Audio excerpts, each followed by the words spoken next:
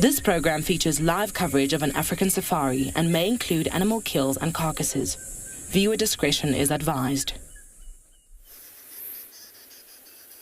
Well, the darkness of the day is slowly giving way to a sunrise. The sun is not quite up just yet. It's slowly coming over the tops of those trees. But there's lots of excitement because, well, there's some doggies not far down the road from where I am right now. We were hoping we would get them before we started, but alas we haven't. We'll try and catch up with them now, so that's super exciting and promises to be a good morning whenever dogs are around on this, your very own live African safari.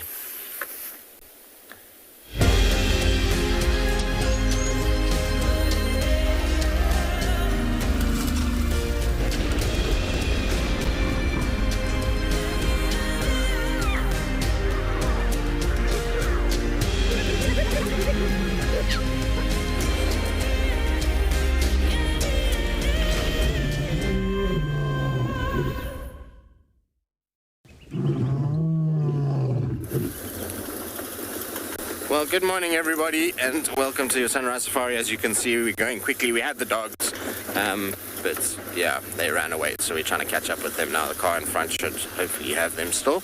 But before we get into all of that, my name's Tristan. On camera I've got Paul, and we are coming to you live from South Africa. And that means we'd love to hear from all of you. So you can use hashtag WildEarth at FC on the YouTube chat stream, kids questions at wildearth.tv, and in the comment sections of the various platforms that we stream to. Yes, now we're going to hopefully get a view of these dogs. You know dogs, though, they can disappear in 2 seconds. So who knows where they've gone or what's happened. Seems like they've gone off the road now. Of course they have. I don't know. Oh, there they go. Jeez, alright. They're disappearing into this block. Would have been nice to have caught up with them, but like I say, unfortunately we were starting the show, so I'm just going to go around. I'll catch them on the other side. Now, I only saw 4 dogs. I don't know which pack it is yet. I mean, my gut tells me it'll still be the Sands pack, or Ottawa pack, whichever one you want to call it. So I'd imagine it's still them. Sorry, Franklins, I know.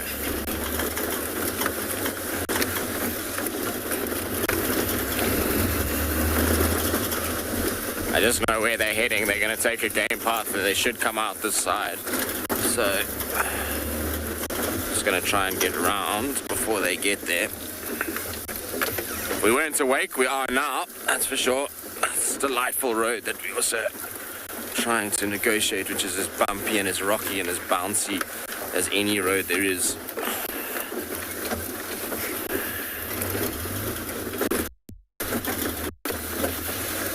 I haven't even driven this since all the rain. I don't even know if it is drivable up here.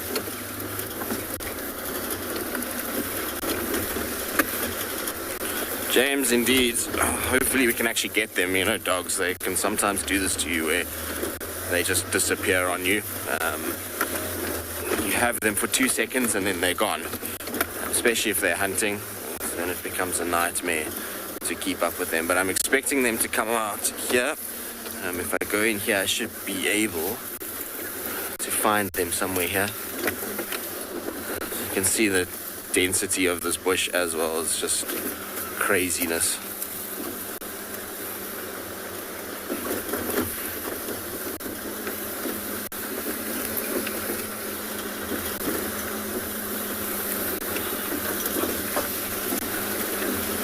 So theoretically, they should be coming out somewhere where I am right now. Where the last dog I saw was running was towards this direction.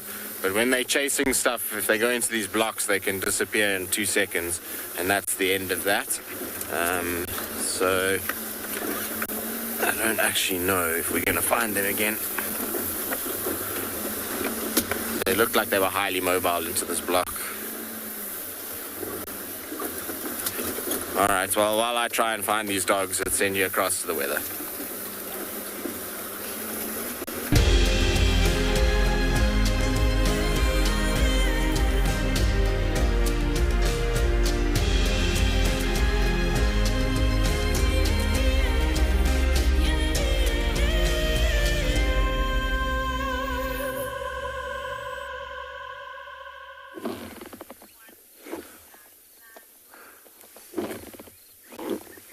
Very good morning, everyone, and welcome to Anbion Pinda. And sorry, I'm laughing because we had this beautiful silhouette of a massive kudu bull that's trailing a cow with a small calf, and literally as we were going 3, 2, 1, he just turned and walked off into the bush. So now we've got the 2 young bulls from the herd just behind the bushes there having a sparring match. But I do see the horns. If you look up to the right, no, still in that same thicket, Odie, where those guys are, I can just see movement behind them, and that's where the big bull is, the back there.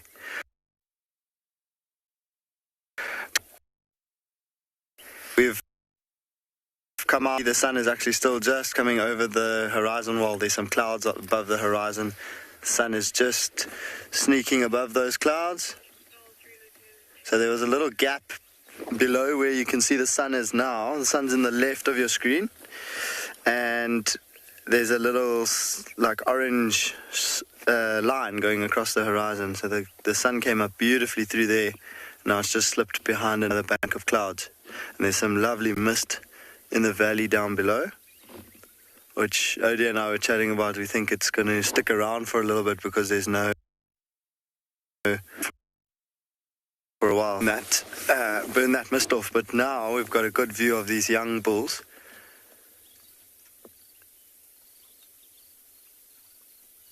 And those look like, if you look at the development of their horns,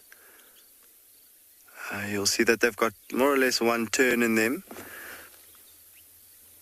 And you can see by the size of their bodies and their heads, they have...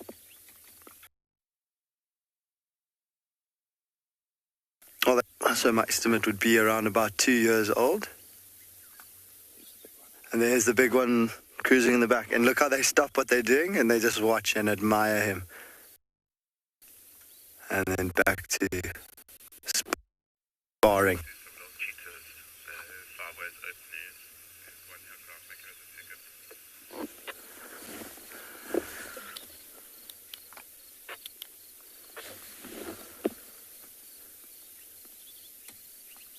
It's quite difficult to hear, but it sounds like the horns clashing. I'm not too sure if you can hear it.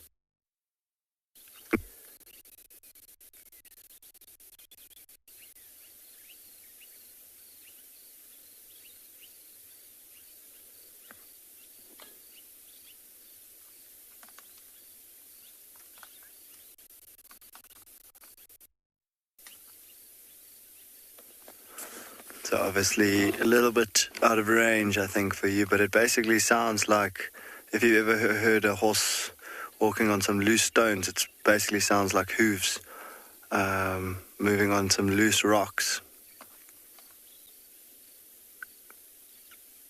And they are quite powerful animals. So there's quite a lot of force in that collision that's happening.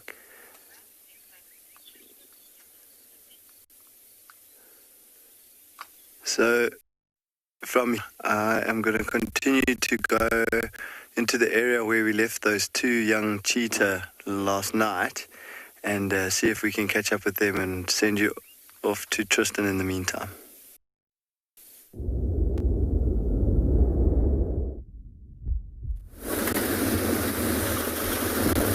Well, we're trying to find these dogs. Still no luck. They've disappeared. I don't know where they've gone. I'm trying to relocate them now, but there's tracks for them going up and down. I just want to check there's a little water hole here, just in case they chase something into this water hole. You never know. Doesn't look like they're here, but it's possible.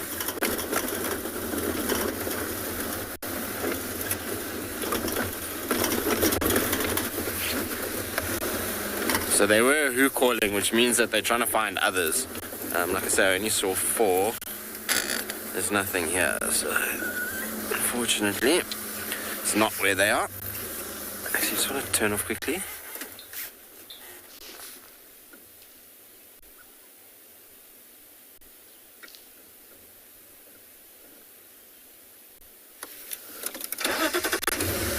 I thought I heard them, but I don't hear them, I'm afraid.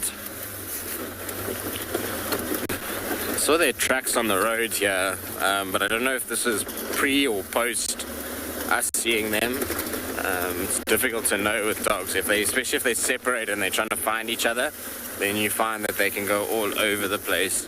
But the last time they were seen was heading roughly in this general direction.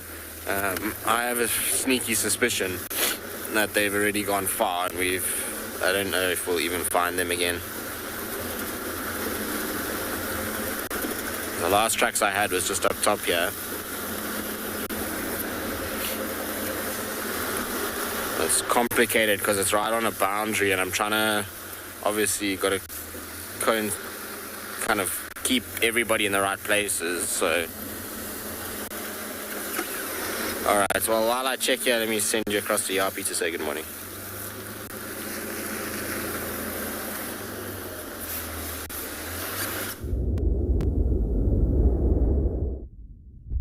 More. See, even those impalas know. Yeah, I think so.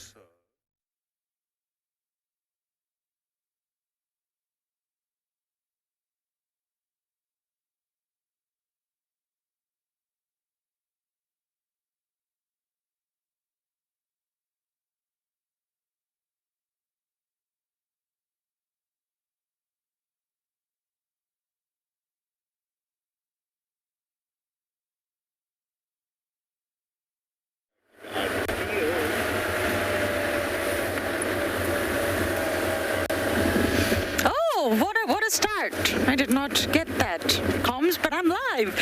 We're live, Davi. Yes, it's Davi and Lauren on drive today, and we are scratching around for a leopard in the sort of western section of the reserve. We actually beat Tristan last night. He did find Shadulu, but we also found a leopard within the last 2 minutes. And it was supposed to be the last minute leopard, but sadly we didn't go live with it. And it was this new, oh, hello, female kudu. Oh, don't disappear. Let's try and scratch forward. It was this new young male, the Tavangumi. He's always around the sort of northwest section, which is really tricky for us signal-wise. It always has been, but we're going to try. He was hunting, he was stalking Impala. He was down on the ground with the shoulders hunched up, and I would really love to meet him properly. We saw him yesterday, we had him, but, you know, proper meeting. We're myself. Scratch really slowly this morning. He's been in this area a lot, and we found these tracks are very small. For a male leopard, they're small. He's young. He's obviously not fully grown, and it's just very sweet. If we see his tracks again in a good signal spot, we'll stop to show you. There you are, beautiful. No. He's not playing ball this morning, Davi. I don't think she likes you.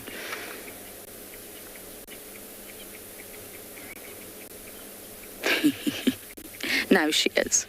There's actually a lot of kudu around at the moment.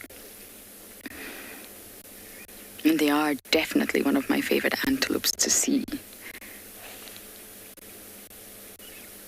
Now, if you just forget her head, chop it off with your fingers, and just look at the body, you can see how easily she blends in, especially with those stripes. Now, when you look at her just standing on the middle of the road, it really sticks out. But when she's nestled in the vegetation, she really does blend in. And that's, of course, what they're there for, those disruptive markets. Oh, Davi, you won't believe it. Our little green pigeons are back up there. We had these pigeons not so long ago. They're clearly not ready to fly. Oh, look at that.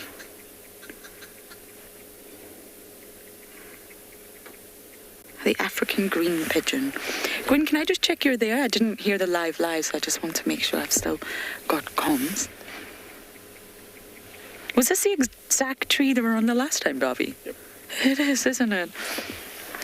Gwen's still there. We're all good. I have to say, of all the pigeons don't have the best reputation in the world. I don't think people would ever say a pigeon is their favourite bird, but I could be wrong. But the African green pigeon, now that is probably one of the most beautiful ones you will come across. Just look at the colours. Home Alone was my favourite movie as a child, and of course, in Home Alone 2, there's a pigeon lady. And I just thought she was the coolest woman ever, and I wanted pigeons. You can imagine my mother was not amused with that, but I think pigeons are cool. But these ones definitely win the trophy.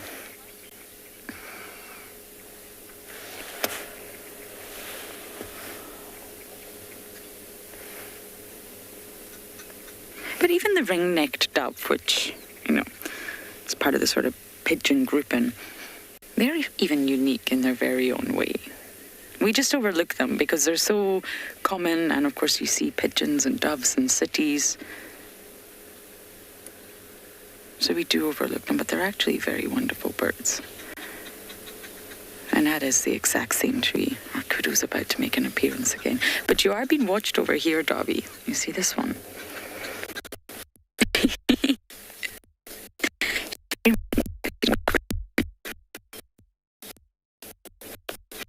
What someone's doing.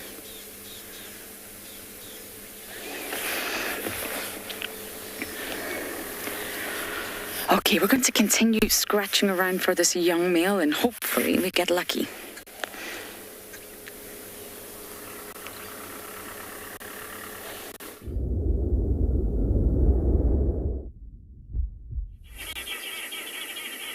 Good morning and welcome to Anbion Ngala, where we are looking at the sun rising currently. It's a very, very beautiful sunrise over the Lowveld, on the edge of an open space where the little birds, as well as some impala, are taking in the morning sun to warm up. I'm Yapi. Behind the camera we've got Craig, and we've set out this morning to try and see if we might have any luck with a leopard.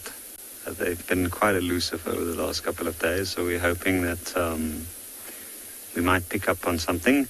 We have picked up on some tracks. It doesn't look particularly fresh. You can see up there.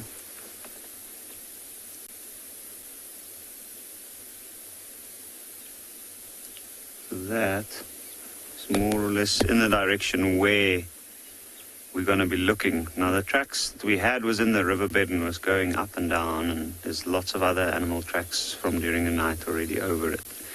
But I'm pretty sure the animal has spent quite a bit of time in this area, more than likely looking to hunt. But it's good to just sit and have a listen out early morning. In the wet grass, there's lots of little beetles and insects moving around, which is what these little birds are all capitalizing on. But the good thing is it's also for us a little bit of an aid. They do help us on occasions. They're making lots of noise whenever there is a potential danger in the area. Also, I saw a really big herd of impala here. And I think those impalas are actually, they've been staying in and around this area for a while, so any predator that moves here regularly, like the leopard, would know that for sure. And then there's almost no wind.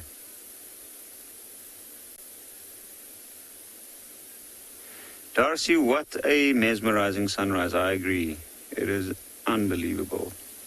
Especially since the direction that that sunrise is coming from, that is a very, very large open wilderness. And it's always interesting to go and find out and see what might be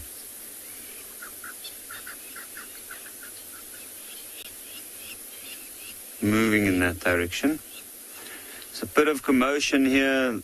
Even the crown lapwings have been going up and down, but I think it's mainly just birds for now. So I think what we'll do is we'll continue and see if we might find some signs, some fresh signs.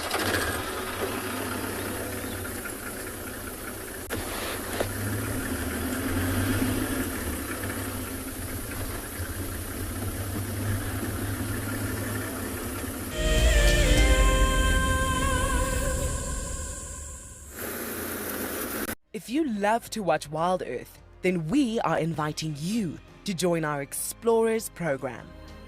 For a monthly subscription, you will have the opportunity to win fantastic Wild Earth expeditions, join our guides for a chat around the fire, receive weekly highlights from our shows, and much more.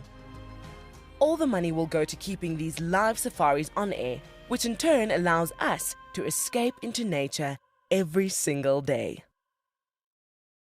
Founded in 1973, the Endangered Wildlife Trust has consistently and effectively worked towards achieving our conservation legacy.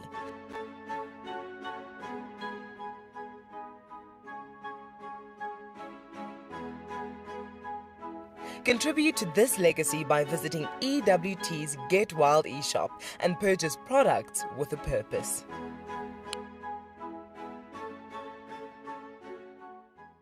My name is Ross and I'm a field guide at and beyond Pinde Private Game Reserve.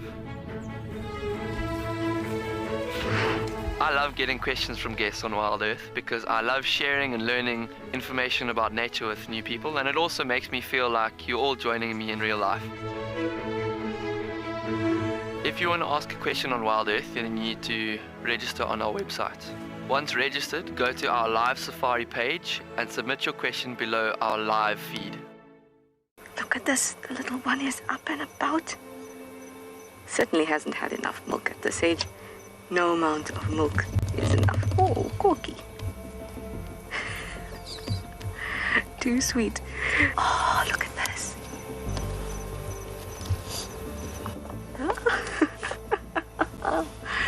That is stunning. Tune into Wild Earth every single day. It's in your nature. Delivering 6 hours of HD wildlife content live every day is no small feat. It's a massive team effort, and we all rely on one another. Cam Ops have a bit of work to do in the morning, up nice and early, get all the checks out of the way, and make sure we're ready to go live. Helping others fall in love with nature brings meaning to what I do. It's also a lot of fun.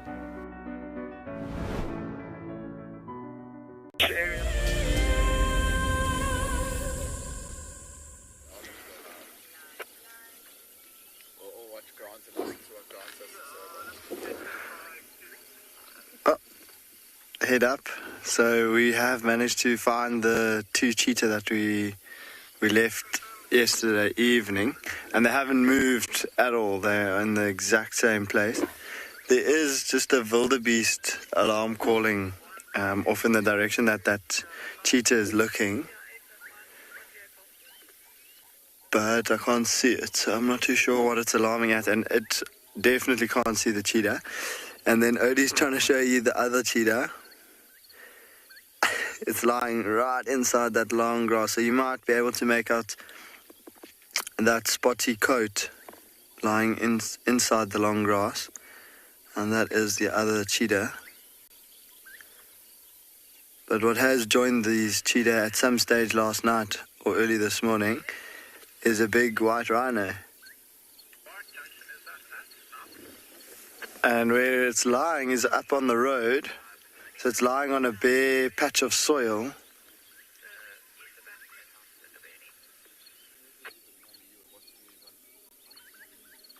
And it's trying to avoid the dew of the wet grass, or trying to stay dry on that bare sandy patch. And it definitely is lying down, although it looks like it might be standing up.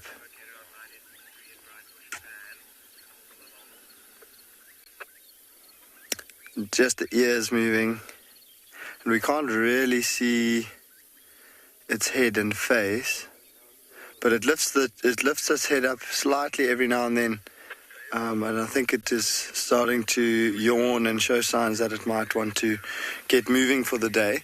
The sun is still behind that big bank of clouds that we showed you earlier.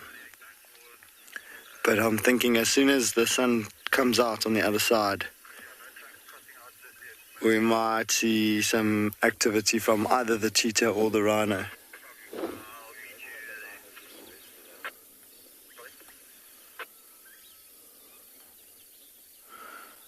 Look at that cute little cheetah face.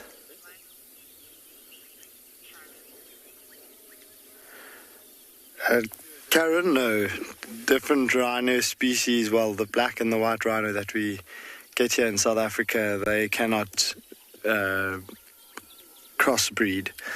So black rhino only breed with black rhino, white rhino only breed with white rhino. They are they are physically different to one another in many different ways, and so it's not possible for them to for a male white rhino to breed with a female black rhino, or vice versa.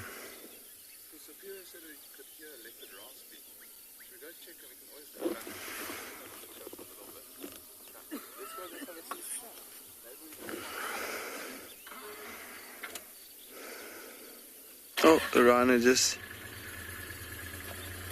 tilting over a little bit.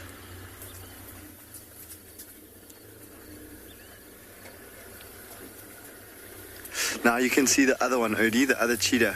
Its head is up in the long grass, just to the right of this one. Yeah, go in, straight on this. You're on the money. There we go. As yawning. Look at that, in the long grass.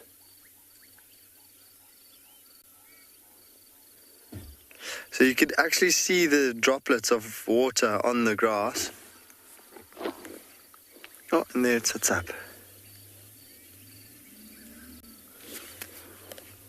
You can actually see the droplets of grass on the droplets of water on the grass. So it's quite interesting that that cheetah is lying right inside there where I'm sure her fur is getting wet. But for now, with these cheetahs showing signs of slowly getting active, we're going to stay right here, and I'm going to send you across to Steve, who wants to say good morning.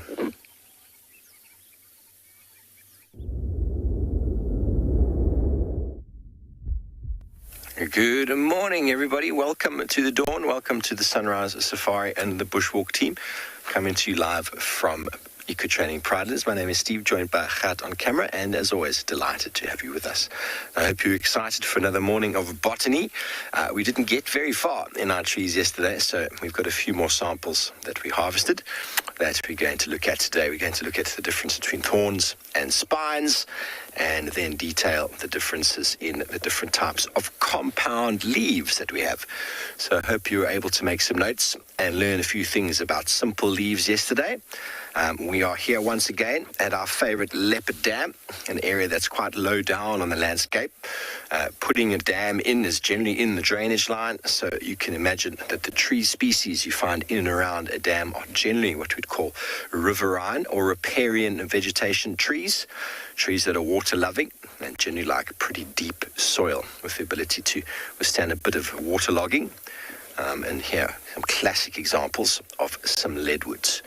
Leadwoods are very, very water-loving, although they don't want to get their feet wet. That's why sometimes when you find in the landscape when a dam has been formed, you might find some dead trees in the middle, and that's because obviously the dam wasn't there originally. It was a drainage line that had water underneath the ground, and now because the water has been held, those trees which need oxygen in the soil to survive obviously have died. And they do stand for a very long time. So remember, when detailing trees, habitat is a very, very important element. And I brought along a book with me today that will show you some of those elements as well. Why it's important to know where you are in the landscape, because a sycamore fig grows in a very different place to a large leaf rock fig. Although the plant itself, there's a lot of similarities, you easily be able to determine the difference between them just by knowing where one is growing. It's a nice and warmer morning here today. The overcast conditions have made it a bit warmer. Lily pan overnutrition. Well, plants absorb nutrients from the soil as they require it. So the soil nutrient can be lost, and a plant can have deficits in nutrients. You often see that in discoloration of leaves. But trees, they suck up the water, and they're constantly bringing solution and nutrients from the soil. I don't know if they can be over-nutriented out here in the wild, but obviously with the addition of synthetic fertilizers and the like, you can overdo it with trees, and it can actually lead them to burn. It's something you see in the agricultural industry, the horticultural industry, when someone's given a plant too much of something. But of course, there is the ability to have too much uric acid in the soil due to urine, due to amidon, and that uric acid can actually be quite dangerous to certain plants. But for the most part, uric acid in urea is normally filtered through and drains out as a liquid. It's not a stable form of nitrogen. But when the ground has got stable nitrogen in the form of nitrates and nitrites, they are reabsorbed into the soil as the soil liquid or fluid loses those nutrients. The microorganisms, very important for breaking them down and establishing them back in the soil into the soil solution and making it accessible to the trees. Okay, well, it sounds like Tristan has been successful this morning. Let's go catch up with him.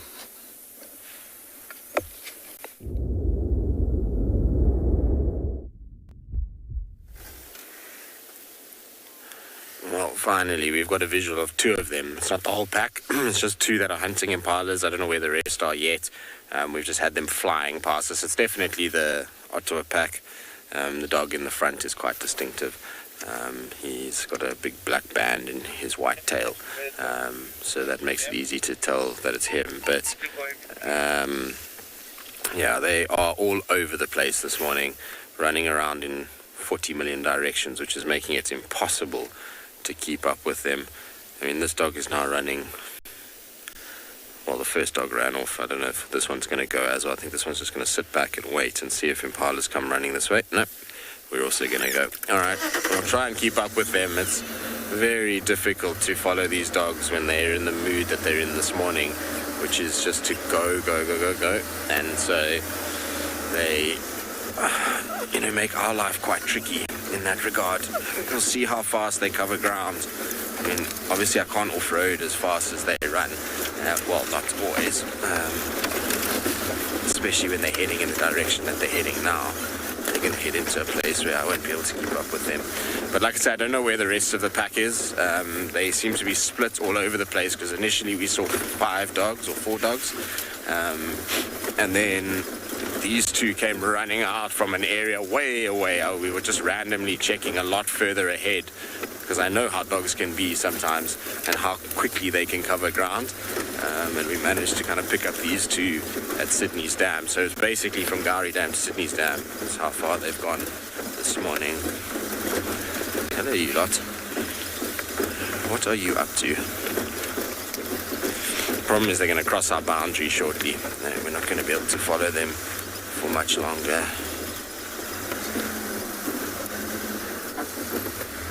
Maria, no, well, I mean, not covering as much ground from day to day, but in terms of their hunting in the mornings, yeah, they'll cover ground like this, even if they have small pups. Remember, the small pups are left at the den with an adult, and they just hide out there until such time as the adults come back and regurgitate food for them. I'm sure you're just getting brief glimpses of dogs running around in front of me.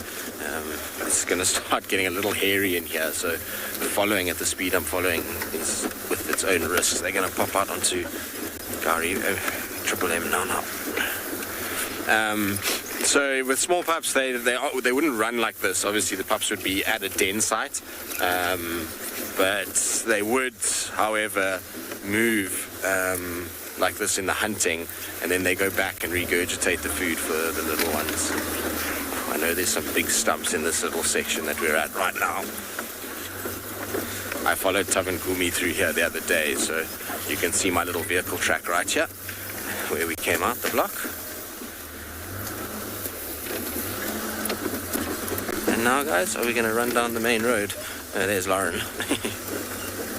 You might hear them calling now. they might start making their who call if they're looking for the rest of the pack. And this is why dogs can be so difficult, even though, there's a pack of 12 individuals. They split like this when they're hunting, and then you get random glimpses of dogs all over the place, and then they go about trying to find each other, and you'll see that they'll who call and they'll run around a bit in circles as they do things. I'm going to defecate in the road. Lovely.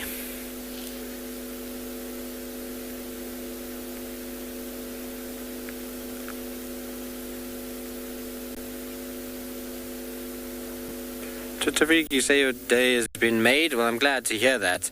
It certainly has been a rough morning. I think I have 0 tea left in my little cup this morning.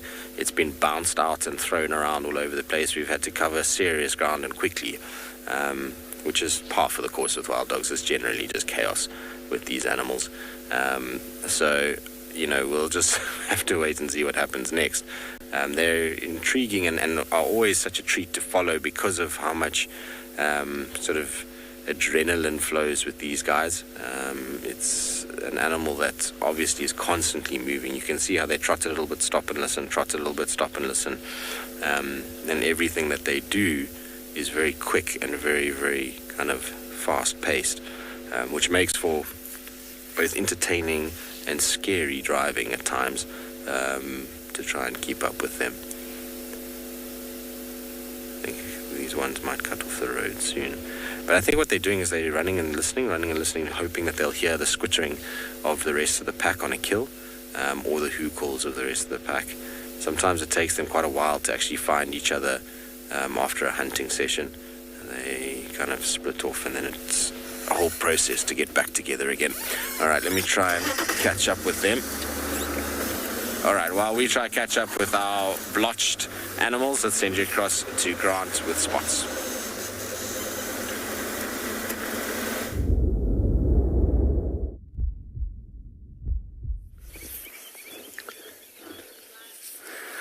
From moving blotches to very sleepy dots or spots, our cheetah are still sleeping, but look at the gorgeous light that's coming through, shining in from the back,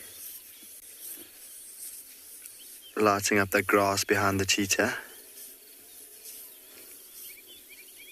And you can see it really nicely on that big white rhino that's still sleeping in the same spot.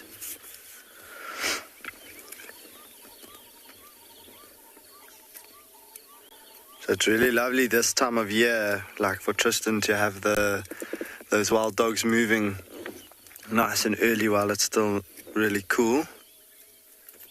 And we've noticed a slight shift here on Pinder with the movements of the animals, and it seems as though they are adapting or adjusting to the winter temperatures in the morning, because it's by no means nearly as cold as it gets in the Lowveld, but the change has come quite quickly, and it's gotten quite cold the last few days. It still gets very hot in the day, but the early mornings are quite crispy and cold, and the animals on Pinder seem to be, just for the last week or so, getting active later than we expect. So we come out early in the morning, and unless like we have these cheetah where we knew exactly where to come and try and look for them, we haven't been seeing many animals, especially the predators or especially the cats, moving early in the morning. They've actually been waiting for the sun to come out and warm them up a little bit before they get moving. And then they'll move for a very short time before it gets too hot.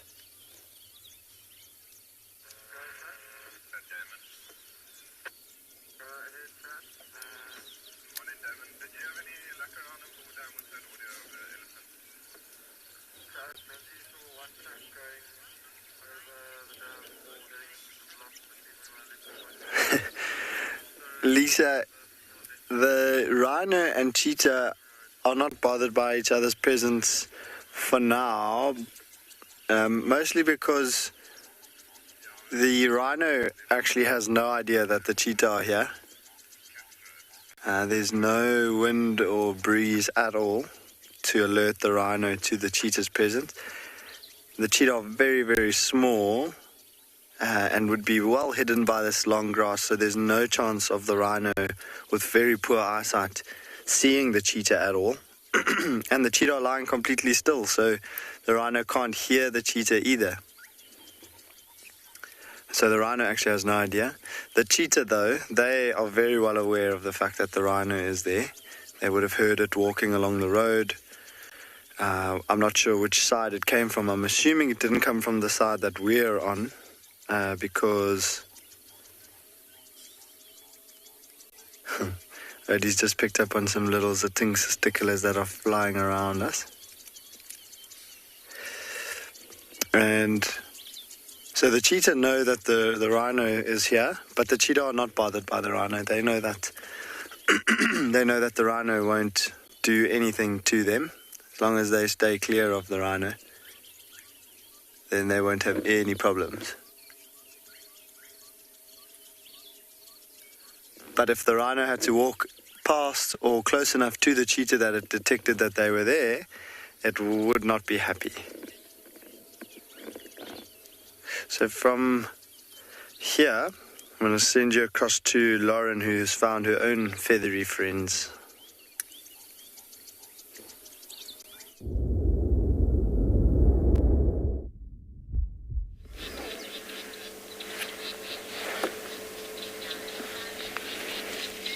We have found a bird. And the reason we've stopped is because it was being very, very vocal.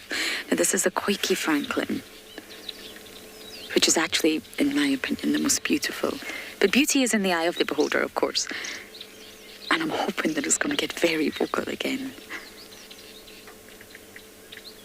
It's a very, very loud sound.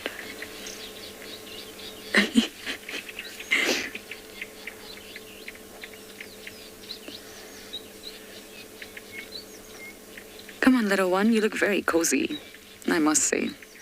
I'm slightly jealous. I am not cozy.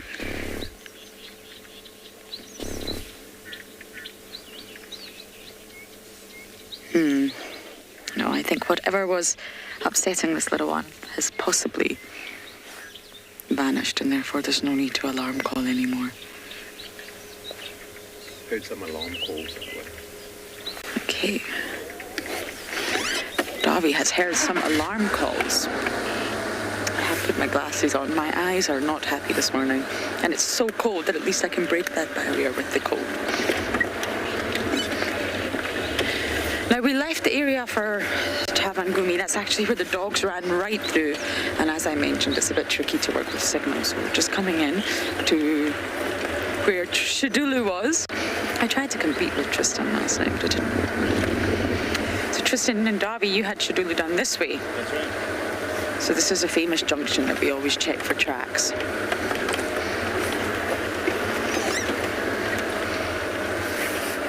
So allow me to just stop and check. Oh, an elephant has walked here for sure. I don't see leopard. So Davi, you think we should go this way? Maybe Shadulu didn't walk up this road.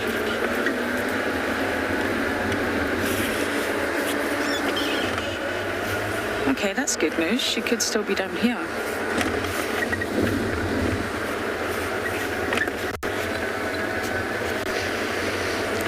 Flo, that's a tricky question. I mean, tracks are visible signs of animals. So if a leopard has walked down this road, then of course with your eyes you can literally just follow where they go until they go off road. Then it becomes extremely hard. Alarm calls are obviously audio signs, and it depends what's alarm calling. I find squirrels quite unreliable. There's an impala here. Let's just turn off and see if we can hear anything. Squirrels will alarm call for lots of things. So even though you can hear them, it's sometimes tricky to pinpoint what they're alarm calling at. And impala really are the most reliable of all. And that's a tricky one. Again, it depends if you can see the impala, if you can see what they're looking at. Sometimes you can hear them, but you can't actually see the ones that are upset. Okay, let's continue to move forward.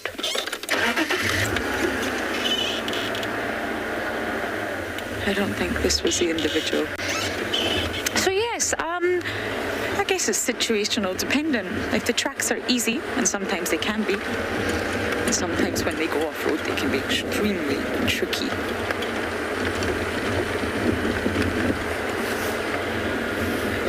Okay, we are going to continue bumbling down here, and hopefully we can find a predator.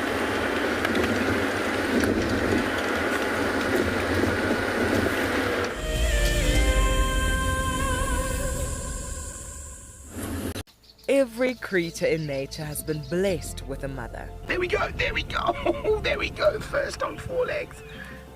Oh my goodness. For most African mammals, motherhood starts by giving birth, surrounded by danger.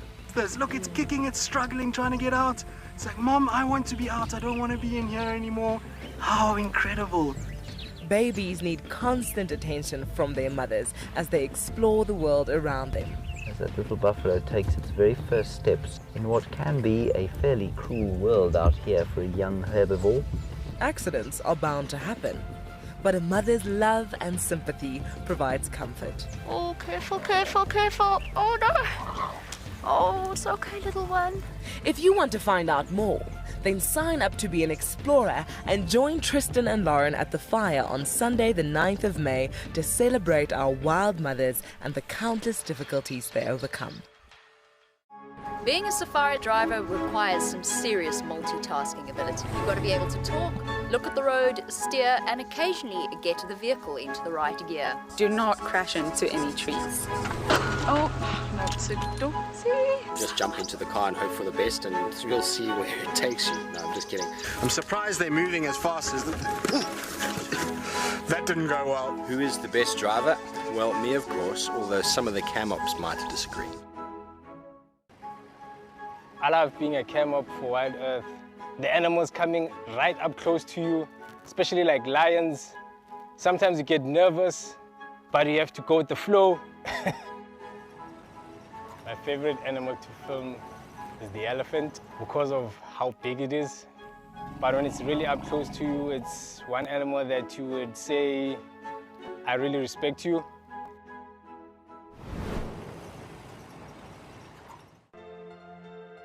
The croc is still holding another one there. It's holding from the hindquarters. I would really want the wildebeest to cross. Is it trying? The croc is holding the tail. It's holding tight. Oh no.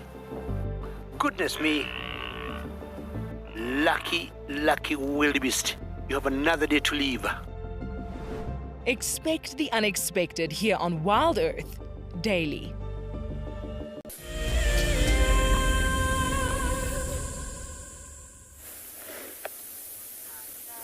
Welcome back, everybody, to Leopard Dam and to a couple of tree samples that we harvested yesterday but didn't manage to get through. So now, yesterday we detailed quite a few simple leaves, and we're going to do a few more simple leaves today, just 3 more.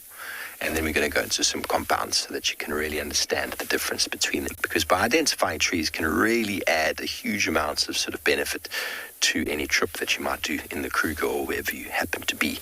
So over here on my right-hand side, we've got a very, very commonly found tree around here. And what you will notice about this one is that there seems to be these very sharp stems or spines. Now, once again, can you see that little tip over there? That is the growth point, which means that this here is the leaf.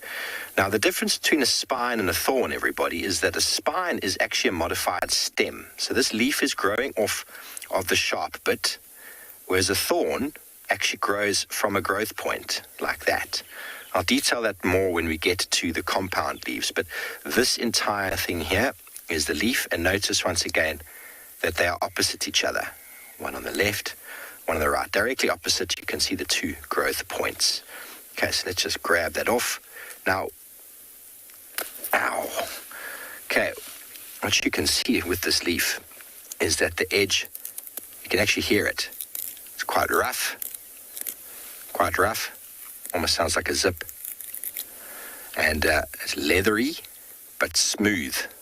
The top and the bottom are pretty similar in color, but there's a very characteristic sort of shape here, narrows here at the bottom, very similar sort of length on either side. And at the tip, doesn't seem to be too pointy. It almost rounds off a bit, but that, by looking at the other parts of the tree, doesn't seem to be a characteristic feature. Okay, bearing in mind sometimes plants get eaten, so you might get a leaf and think, oh, this has been damaged in a way, and you'll think that that's what it looks like, but it's actually just been eaten. So have a look at the whole plant when you do so. Okay, so now this one is often confused with this fellow right over here, and it's very easy to see why, although the size difference in them is very, very different. But once again, what we've got is we've got this spine growing, and then on the spine, again, growth point, two opposite leaves once again. Let me just grab the biggest one I can find at the bottom here. This is wilted quite badly overnight. Okay. Again, it's quite tough, quite leathery.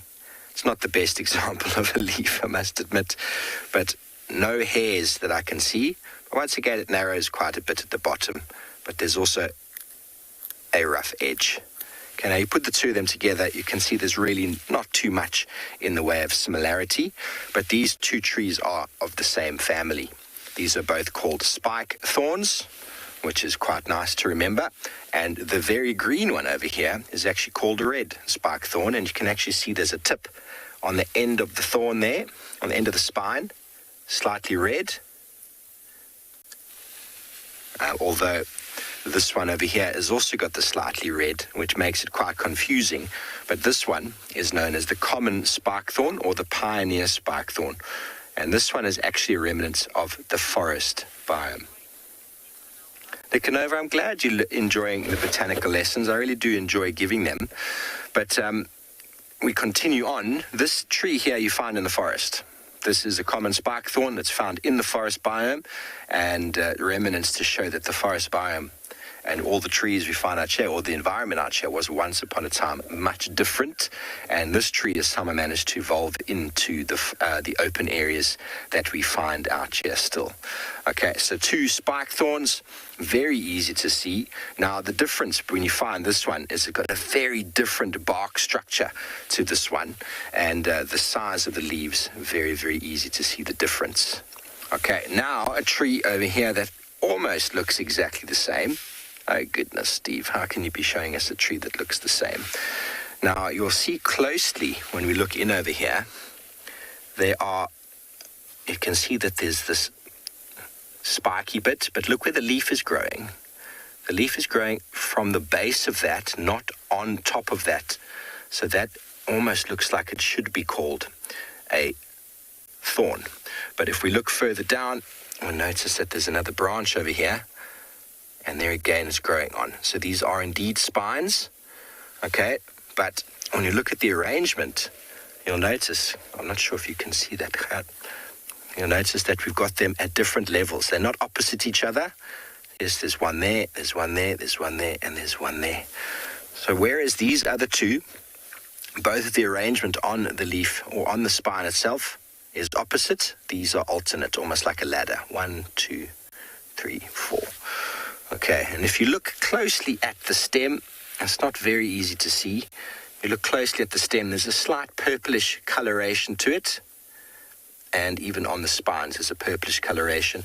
And this over here is the large sour plum. And it is often easily confused. These three trees are actually growing pretty much out of the same bush. So from a habitat point of view, you would really struggle to differentiate them from a habitat point of view. But the difference in the fact that the leaf arrangement on the stem is very different, that'll give you the difference. Now, if I put that leaf over there, you'll see how similar they all seem to appear. Well, this one's more oval, more rugby ball shape. Both of these taper down. Okay, when you come back, we're going to do a little summary on simple leaves, and then we'll move over into the compound section. But in the meantime, let's send you back over to Ambjorn Pinder with the rhino.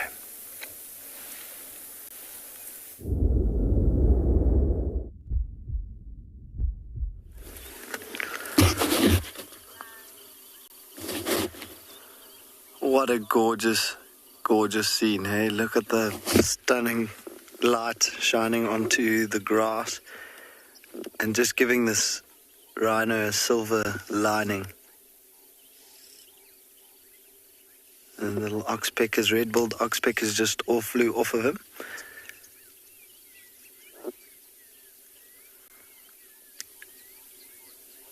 Look at that golden, I said silver lining, but he's got a golden trim around him.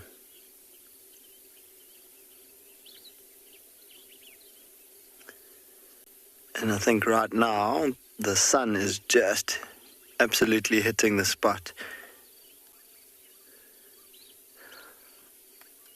I'm sure we've all had it where you've been feeling pretty chilly, pretty cold, and you find a nice sunny spot, somewhere warm and protected. There's no wind at the moment, which is really nice.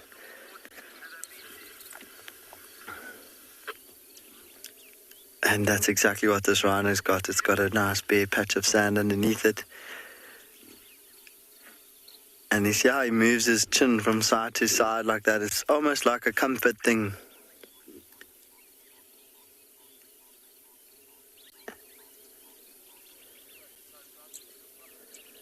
Like, I don't know about you, but when I'm comfortable in bed, it's like almost like a habit to just wiggle my feet or move my legs against the bed. And it's similar to what this rhino's doing. He's just so happy at that spot at the moment. He's almost going completely onto his side.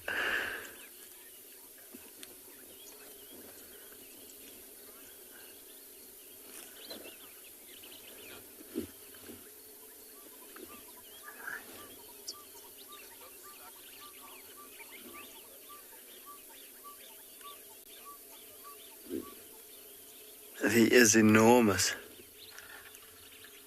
Oh, and just another car starting gave him a little bit of a fright.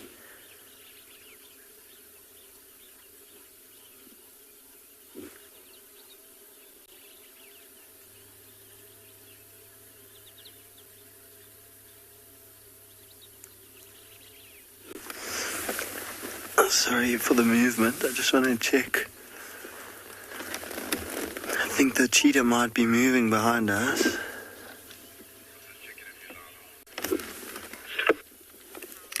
Go again, Chad. I was just checking if you were live. I'm going to go past the rhino. Copy.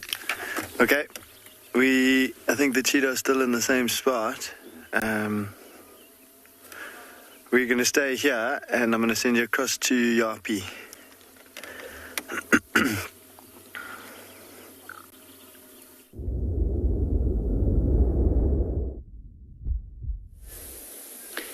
And how lucky are we this morning?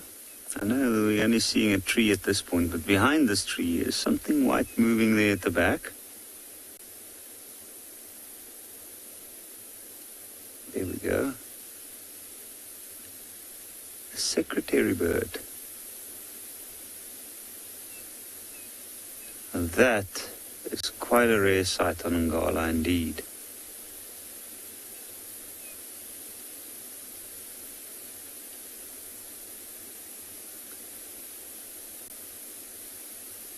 What a perfect spot for this bird to be hunting. Quite vigilant. It's moving quite steadily, looking out for anything in the long grass. I think what we might do is we might loop around onto the next road and see if we can get a better view of it. Now, I was told by some of the other guides that they did see one on a nest in this area recently. I haven't seen it myself, so this is quite exciting stuff.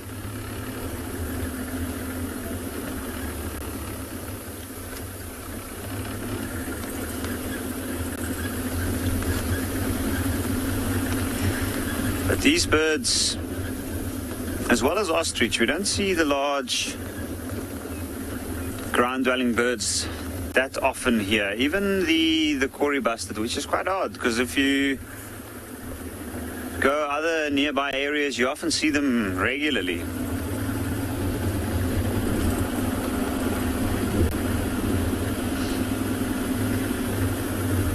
But I think that bird's just waiting now. There's lots of termite mounds, so open soil patches where some reptiles, especially snakes, might go and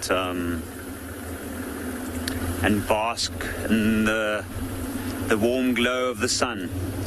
MG, I'm really happy to hear that this is one of your favorite birds. It's certainly one of mine as well. And that's why I'm really hoping we can get another good view.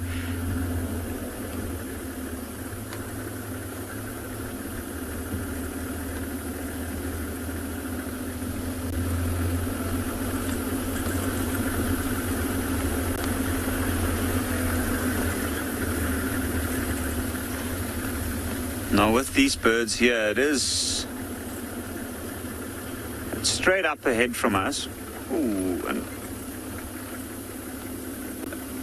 it's just taken off. Yo, what an amazing bird. I think I'm going to move a little bit forward and see if we can get another view. But I saw the moment it took off, you could see some crowned lapwings going up at it, trying to mob it to get out of the area.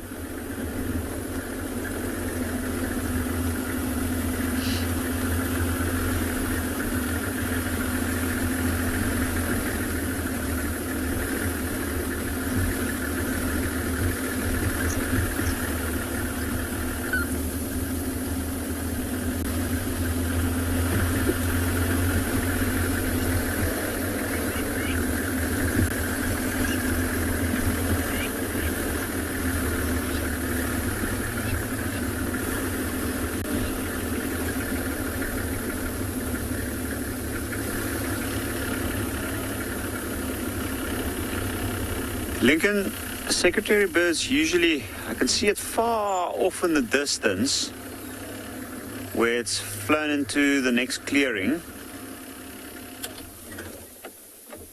but extremely far off. Now, secretary birds, they usually have a nest on a smallish tree, like right at the top. It's a very large bird, and that's where they can protect it from any danger on the ground. And the nests I've seen here is usually not too high up.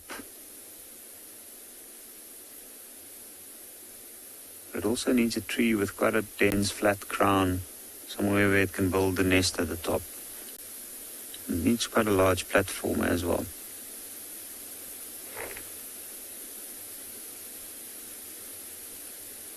But it's moved off quite a bit now. And the area that it's moving to is... oh, it looks like it was chasing after something there.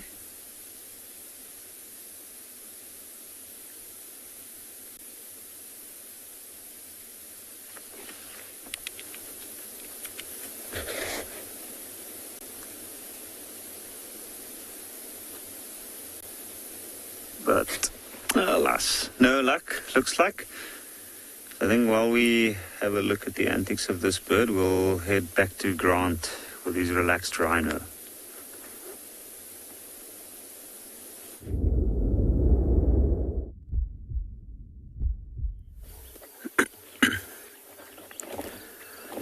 Yep, we are still with our sleepy rhino.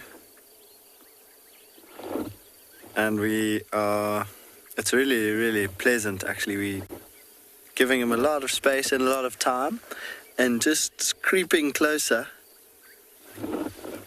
And he's been quite tolerant of us. I think because of the fact that he actually doesn't want to move yet. Still a little bit chilly. But it's warming up quite a bit. Odie's got he's taken his jacket off, and I'm very close to taking my fleece off as well. And so I'm sure this rhino is also starting to warm up a little bit. Interestingly, he hasn't turned over to give some sun to this side of him.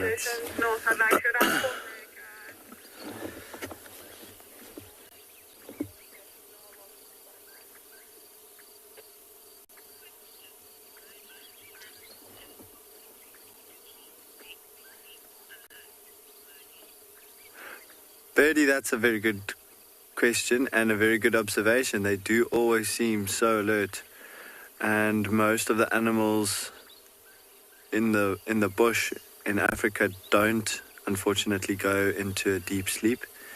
Like you say, they always seem so alert, so they are never completely fast asleep. Sometimes I do think that lions slip into a really deep sleep, and potentially leopard as well, but the thing is, like if there's something that happens close by to them, mostly a sound, but even a smell can wake them up.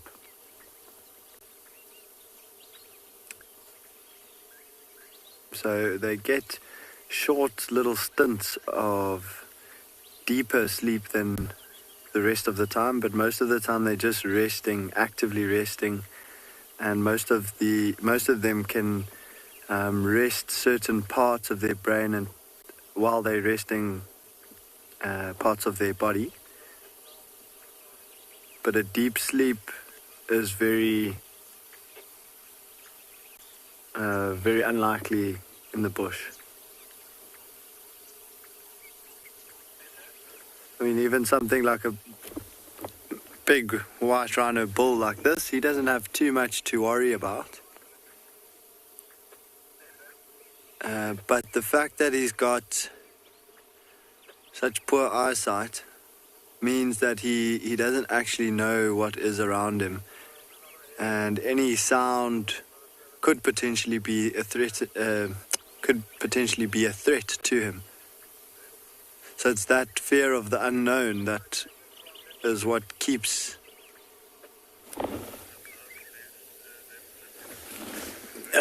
him alert.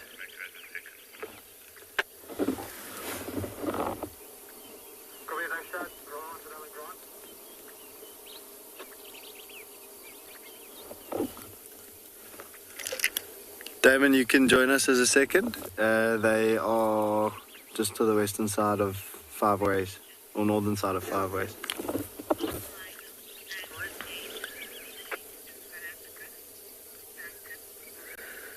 Duncan, yes. They are an endangered species in Africa.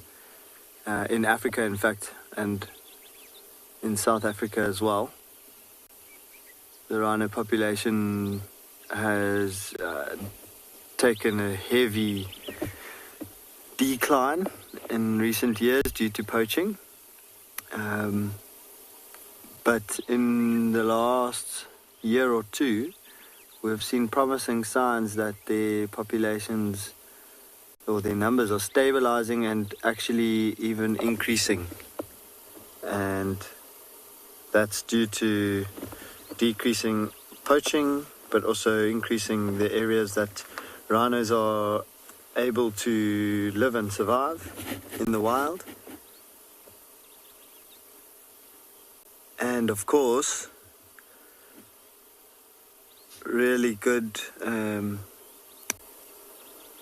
breeding. So the rhino populations are really nicely balanced with a good balance between male and female. And we have been seeing a lot of calves, especially on Pinder, being born. But those youngsters are obviously the ones that we want to protect. More especially the cows, because those are the breeding stock.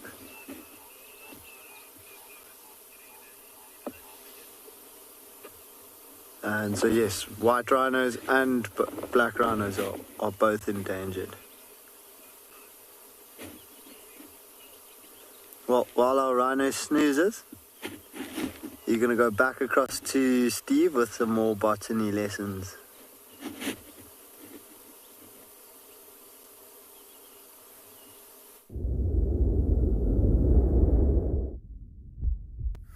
Thanks, Grant. Well, I love spending time with rhinos. Such amazing animals. Well, coming back to us now, we said we'd summarize a little bit about simple leaves, and what better way than to show a diagram. And this is the very typical simple leaf, everybody. It's the twig where it attaches to the plant. Over there is the leaf bud, very important, the leaf bud. You've heard me call it the auxiliary bud, but there's a little protuberance there, which is actually the growth point of the plant. And over here is the leaf stalk, also known as the petiole, which is where the leaf attaches to the stem, and then the leaf. Very simple. They call it simple because it's a very simple design. The margin is the edge, and the central vein is through the middle, obviously. Now, that can come in a couple of different ways and forms, but this is the general shape and size of a simple leaf. Now, we'll detail the compounds in a little bit, but let's first just go and have a look at a couple of different sort of types. So here's a different type of vein pattern on simple leaves, and they give them names: herringbone, net vein. For example, in many of the wild pears, the dombeas, and the resin trees, these are very characteristic features of those plants. So by just finding that vein patterning, you'll be able to identify a plant quite easily. And in a book like this, which is quite nice, is they actually give you examples. Sometimes there's only one family of trees we find in this sort of area in this book that's got that vein pattern. Now, if we go over to the left-hand side on the top, we talk a lot about the position of the leaves. And with the spike thorns before, you noticed that the two were opposite each other. So opposite. It's very simple, very straightforward. See how they just go straight, two in a row, all the way up. Then you get the second example, which is the alternate, which it's almost a ladder-like shape, alternate shape as it goes down. So very important things to sort of get your head around. You saw how we identified the spike thorn versus the sour plum, just because of the way that this sour plum was alternate, the common spike thorn and the red spike thorn was opposite. Over here is a spiraled. This goes like a staircase. It sort of goes up in a circular motion up the stem. So it's almost like the alternate, except it actually moves around the stem. Okay, and that you'll find very simply, quite easily in the cluster leaves, but especially the purple pod. Another one for the cluster leaves and gardenias is this very whorled or clustered on the end of the branch. You notice how you get there's the petiole over there attaching all the leaves together, and they all come together in a little bunch. Okay, so quite easy to understand and to figure out. And then the last one over there we don't see very, very often, but it is a type of a wing pattern. The way that it's sort of shaped on the leaf and the petiole stem over there is a little bit funny. Don't worry about that one. But going back into the shapes, shapes are very important. Obviously, in different books, you get different types of names. Obviously, some of these names are a little bit more advanced. This book is very nice and simple for anyone who's jumping out. Round, quite easy to identify. Very heart-shaped over here. We've got butterfly in the form of the mapani, where the leaf itself actually splits in half. And there's only two trees I could find for you out in the Lowveld that have got that shape. Carp and the mapani. Then we've got a broad elliptic, so it's almost like a long sort of shape, and it bends or bows at the end, gets quite fat on the one side. Narrowly elliptic. Don't worry too much about the words.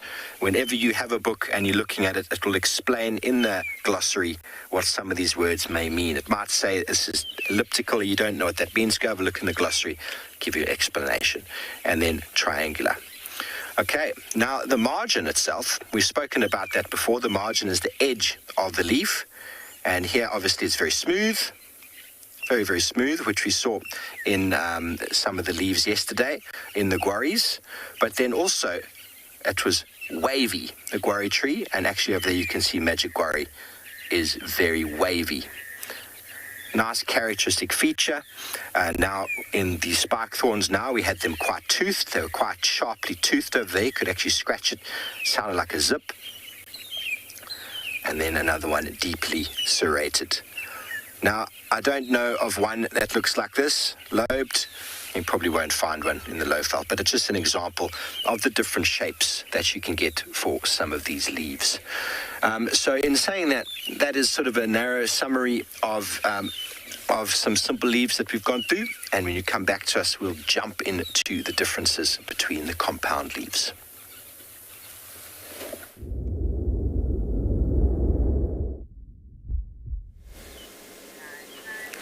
We have June, everybody.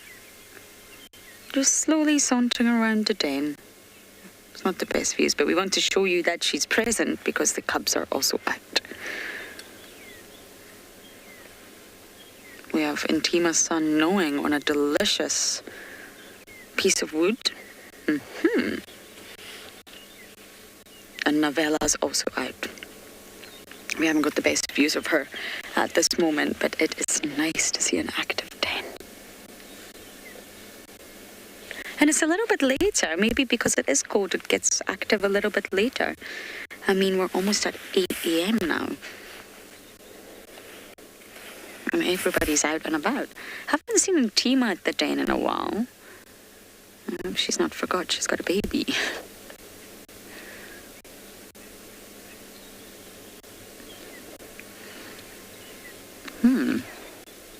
This piece of wood appears to be extremely delicious.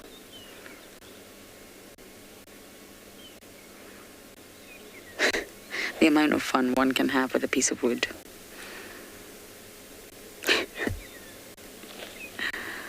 Oh, it's so nice to see them, especially in daylight.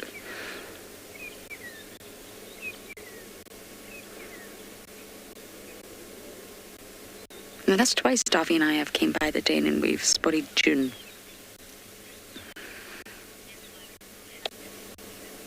Many of you are happy to see them, I know. I always swing by. Many times it's not live, but I always swing by. And most of the time it's not active, but of course I think it's just a timing thing and it's just a luck thing nowadays. The dynamics have naturally changed.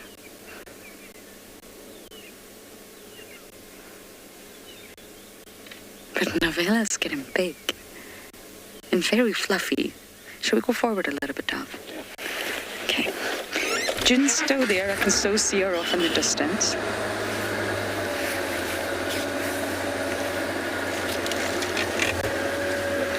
Okay. As long as we can see June, we can stay here.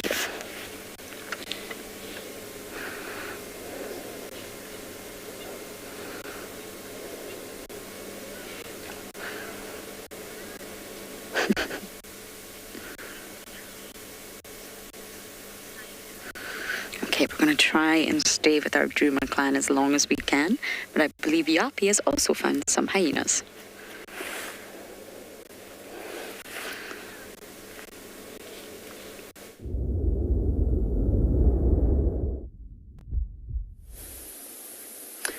And this hyena, we've got absolutely no clue of which clan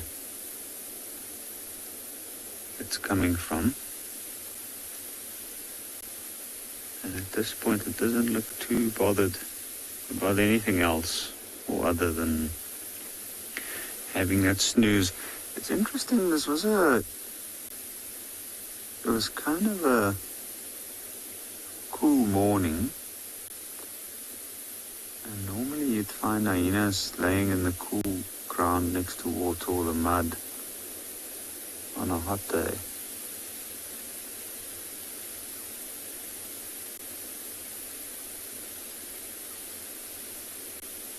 But this one, judging from all the fur on the ears, the furry belly, and I can see the legs are still quite dark, as well as the back legs.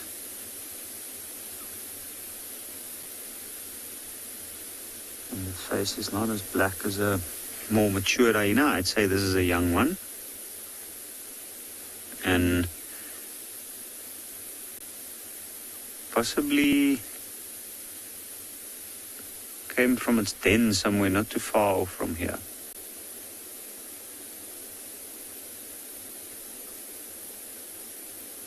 Now, generally the young hyenas of what I think this one more or less might be in terms of age range,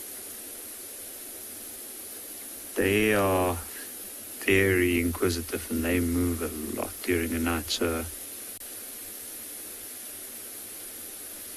maybe this one did move up and down. I might even go as far as saying it looks like the belly's quite full.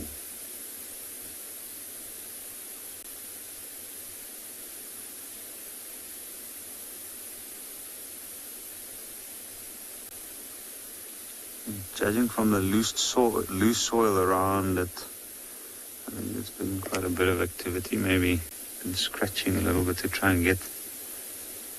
Ooh, something's just drawn its attention.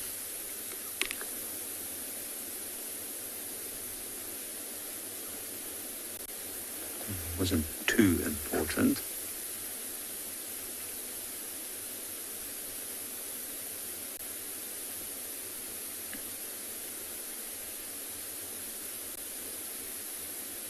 Now normally these young ones would be in pairs, but I only see the one, so I'm not sure if there is another one nearby, but certainly nice spot to have an early morning rest before it gets too hot.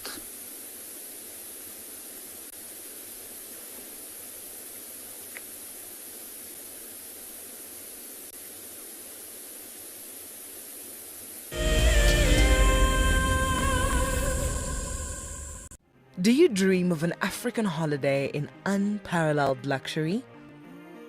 Where your days are spent in the company of wildlife and cooling off in your very own plunge pool? Well, this month's prize may be the one for you. Expertly camouflaged into the unspoiled environment of the world-famed Sabi Sand Game Reserve, it's hard not to fall in love with Simbambili. Sign up to be a Wild Earth explorer before the end of May, and you and a friend could be jetting off to this ultimate escape from reality. A luxurious safari and spa getaway wrapped up in one impressive package.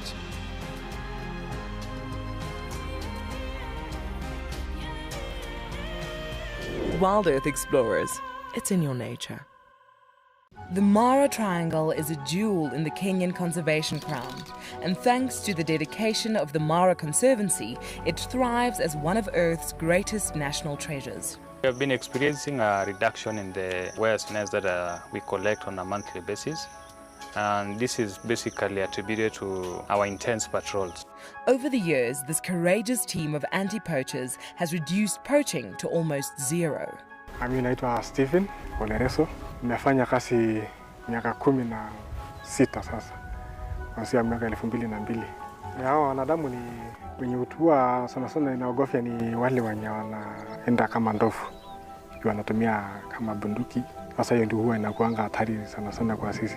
As a result of the global pandemic and the massive reduction in tourist revenue, the Mara Triangle is facing a financial crisis. They need your help if they are to continue their ability to protect this magical land.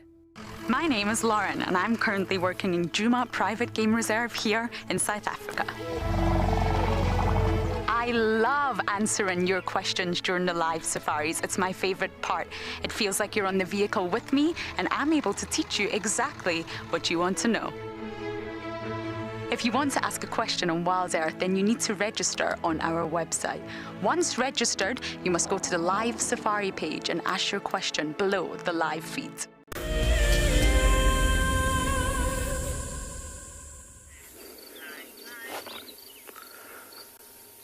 And we are back with our cheetah, and there is still nothing happening. We have been so patient waiting, hoping that the rhino or the cheetah would get up and get moving, but it seems like it's not going to happen anytime soon. The cheetah have barely even got any sunlight shining on them, but I think just the fact that it's nice and dry now, and that dew seems to be evaporating, or mostly evaporated, now the cheetah can finally warm up a little bit. Look at that head in the grass. So now that it starts to get warmer, these cheetah will know that the nocturnal, bigger, dangerous predators like lion, leopard and hyena will be less and less active the warmer it gets in the day. And so they can more or less relax. They still have to be alert, as always, but a little bit more relaxed now. Anthony, the average lifespan of a cheetah, so it does depend on a number of different things. Oh, we've got a little sign of life. Look at that, a big stretch. But to answer you as accurately as possible, or as briefly as possible, I would say that, oh, there we go, the siblings coming towards. Look at that. That is beautiful. This is what we've been waiting for. So that one has come out of the long grass. So average age of a cheetah, around about 14 years. That's if nothing kills them. So they will die of old age, usually around about 14 to 16 years. But unfortunately, the closer they get to that number, the more their bodies get older, their eyesight gets worse, maybe their hearing also is not as good, and so they become more and more susceptible to being caught and killed by a predator. And so the chances of them actually making it to that number of 14 or 16 gets less and less the closer they get to that number.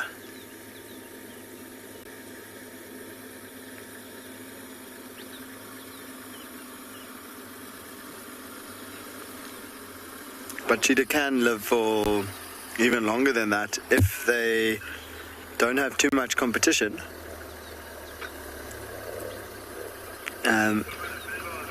And in captivity as well, they can live for a long time, getting even closer to 20 years.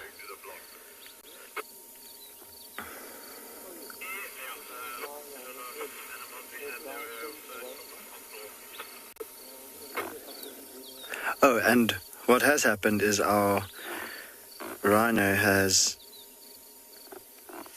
turned over and is now facing the other side of his body towards the sun. So he warmed up his right side first, and now he's warming up his left.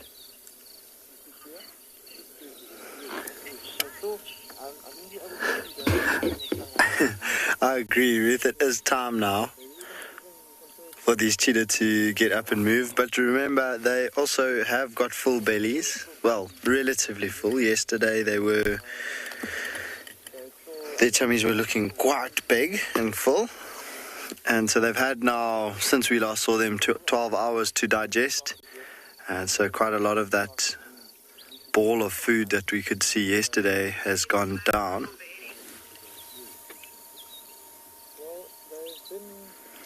And now the sister with her back facing towards us, she's grooming, really seriously grooming, licking that paw, rubbing her face. And look at the back leg of her sister is resting on her side.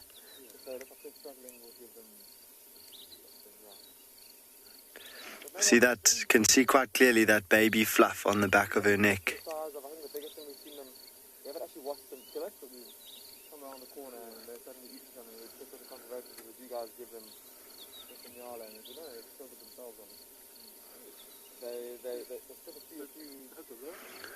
There's grooming going on. I think she's actually grooming her sister now as well, not only herself. Oh, the rhino is up.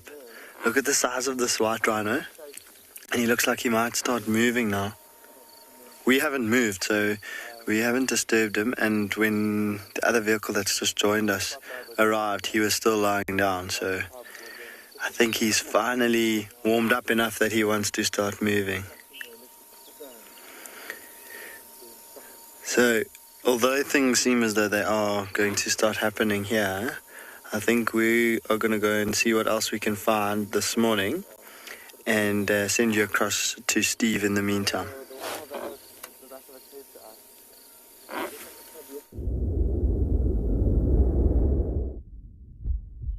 Well, welcome back, everybody. Just a quick touch on simple leaves. I found another page in my book, which is quite handy to look at. And they've clumped together a few here that are all clustered.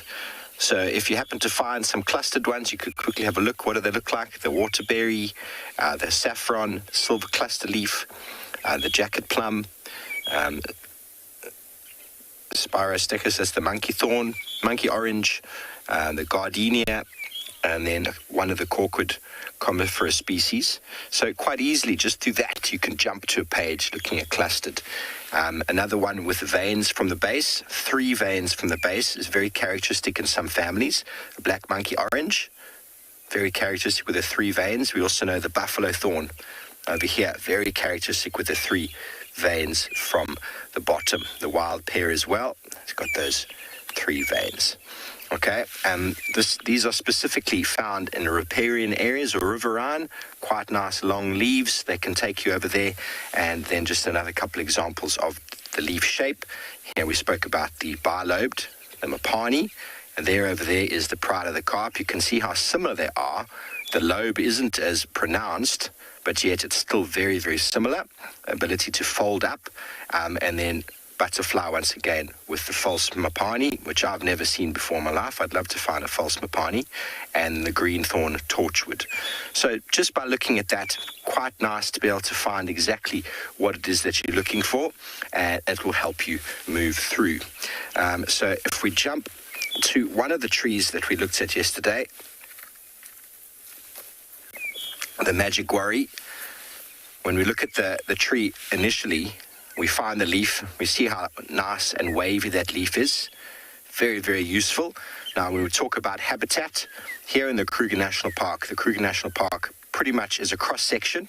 This is the west, going all the way through to the east. So the underlying soils in the west is granite, goes through to ecoshales, alluvial basalts, and rhyolite. So we're pretty much over in this area here, and the red indicates where you most likely to find these trees, and the brackish flats along the river and the valley bottoms. Okay, so very, very helpful for identifying the tree. They give you a very nice picture, give you a whole lot of information about when the leaf is occurring, the flowers on the tree, when it is fruiting, and then very nice explanation over here about the general size. You see the small little indication there, all the way up to 20 meters. This one only gets up to about 3, and it's very, very dense. Very, very dense, and not easily to... So even in the dry season, it's still got lots and lots of leaves. And then looking over here, finally, you'll see how easily opposite the leaves are. Gives a very nice indication, and actually we'll talk about that in the leaves. Leaves are opposites and leathery. Even give you a measurement so you can measure it, and you can see where the flowers are growing. They're growing from the base of where the leaves are. That is that axillary bud that we talk about. Now, thankfully, they also give you some fruits when the time is right. There's some unripe fruit, some very ripe fruit, the typical coloration of the bark, and there's a nice sort of drawing of what the tree looks like. So this kind of indication of once you've found the leaf, you can find the tree, very, very helpful, and then you can delve further and further and further. Okay, so now let's start off with a couple of compound leaves. First of a diagram, okay? We've got 4 diagrams here of compound leaves. Remember, the simple leaf is simple. I mean, the comparison between that's just simple. It just comes off of the stem, and it's one little shape.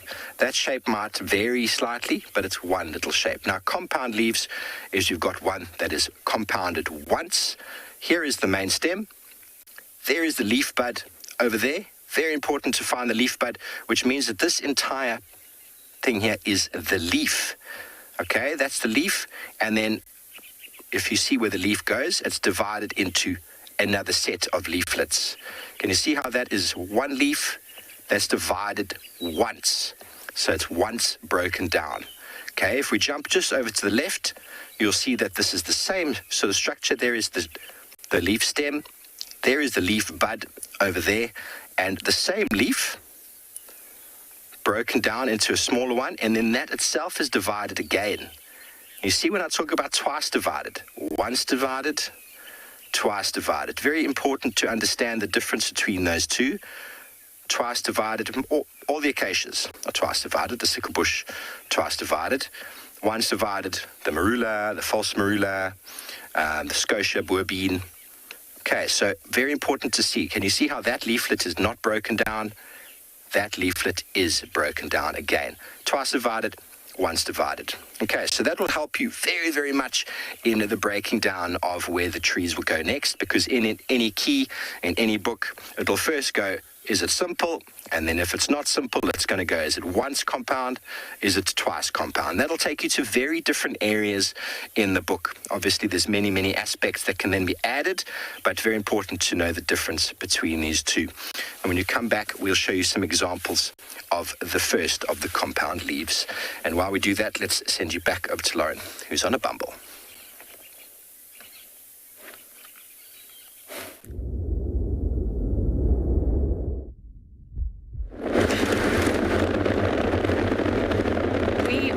Cruising the southern boundary now.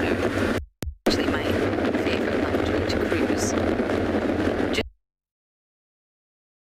see if we can see anything happening on this side. We check the west, we check the west. Of course, our hyena sighting was rather short, but it was so lovely to see the Juma clan after all.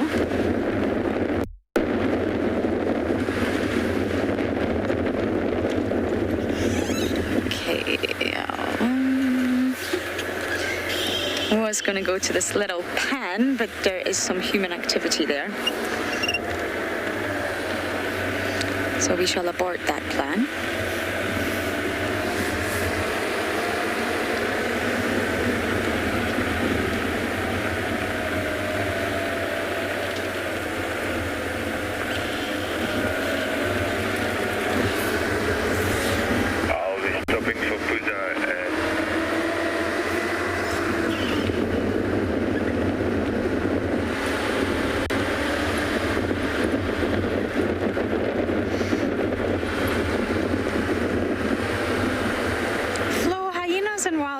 Are two different species, and they will not interact getting along. They will not,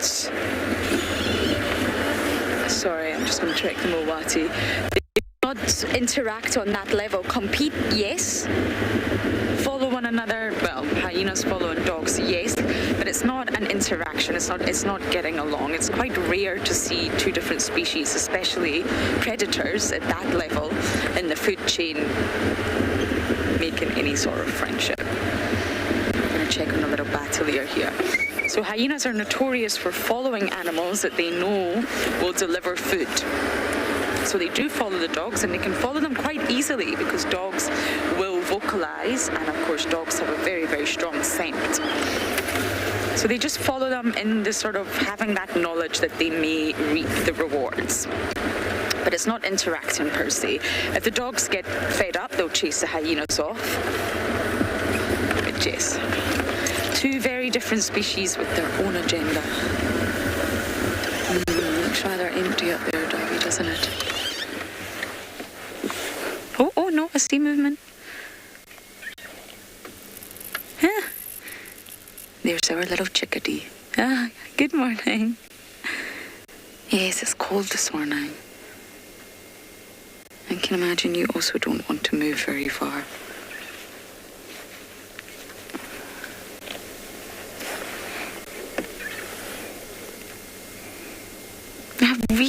I come by this nest, I would probably say 4 times a day. 1, because it's in a very prime spot, and 2, because I'm checking on our little chick and I haven't seen an adult. I've seen the adults sort of roosting on nearby trees, but not on the nest. So I think maybe our chick is in fact at that 7-week mark where the parental care just completely drops. They're in the vicinity, they will call to one another. Oh, hello.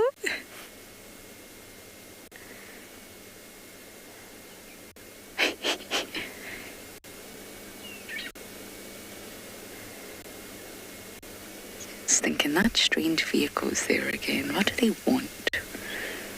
Very strange looking humans on that vehicle. We see you.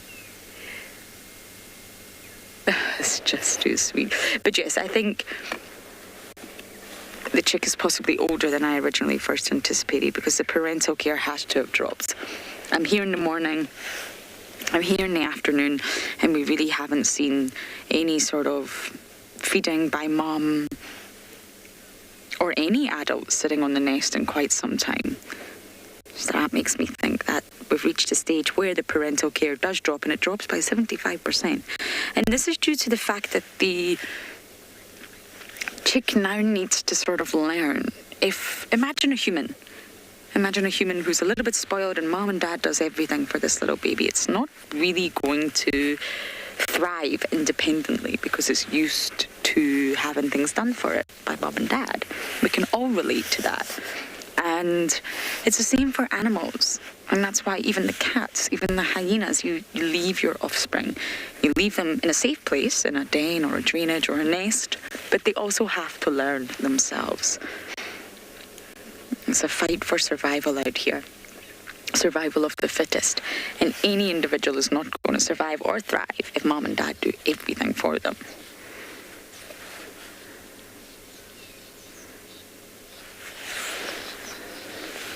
But I will continue to check. I'm going to continue to visit this chick as long as I can. But I think we're at the 7-week mark now, maybe even 8.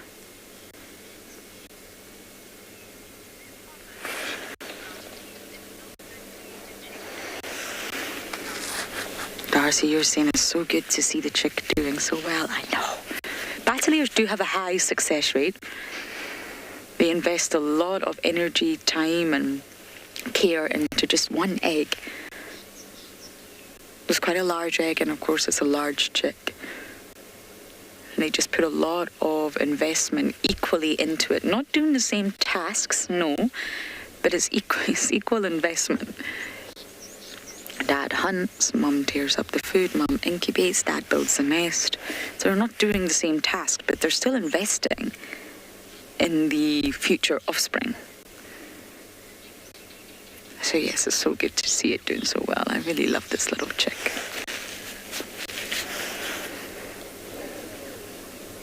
I had some fascinating chick sightings in my time here that we've been able to follow. From the spotted eagle owls, the Wahlbergs, even the helmet shrikes. It was a fascinating sighting. And now we've got little Battalier.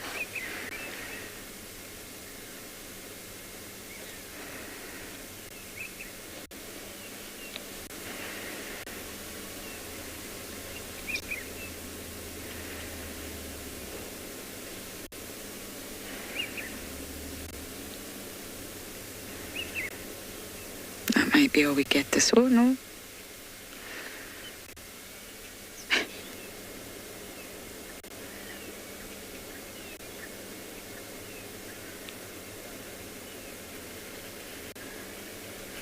We're actually lucky that we can see the chick. It's always incredibly high up on this tree. It's just positioned in such a way that luckily we do get a view. So we're going to continue to bumble around and see what else we can find.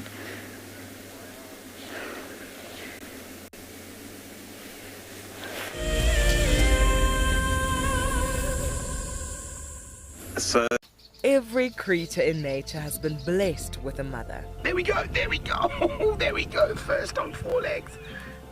Oh my goodness. For most African mammals, motherhood starts by giving birth, surrounded by danger. Look, it's kicking, it's struggling, trying to get out. It's like, Mom, I want to be out. I don't want to be in here anymore. How incredible. Babies need constant attention from their mothers as they explore the world around them. As that little buffalo takes its very first steps in what can be a fairly cruel world out here for a young herbivore. Accidents are bound to happen, but a mother's love and sympathy provides comfort. Oh, careful, careful, careful. Oh no. Oh, it's okay, little one.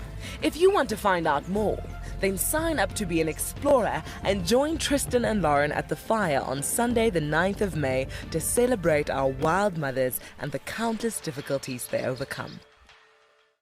The Endangered Wildlife Trust fights at the forefront of conservation, across the vast Karoo and sweeping grasslands, in remote pockets of forest, along road networks, across African skies, and in communities to conserve our wildlife and wild spaces. Help us to protect forever, together. Donate now at ewt.org.za. It's a huge privilege to be in these incredible places with these amazing animals. I love filming lions. When they do get up and do something, it's always spectacular. When they are playing, are incredibly fun to watch, especially subalterns and cubs. I love being in the bush and working in these incredible places with these amazing animals. We want to bring it to you so that you can almost feel like you're right there and be able to experience it and enjoy it the way we are.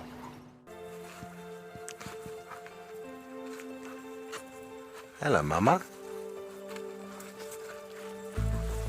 Just checking us out, everybody. There's no aggression here. Very relaxed.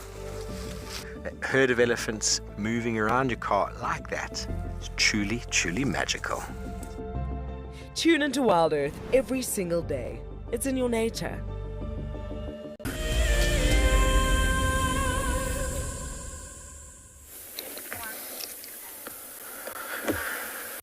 Welcome back, everybody. So we're going to detail the once compounded leaf over here.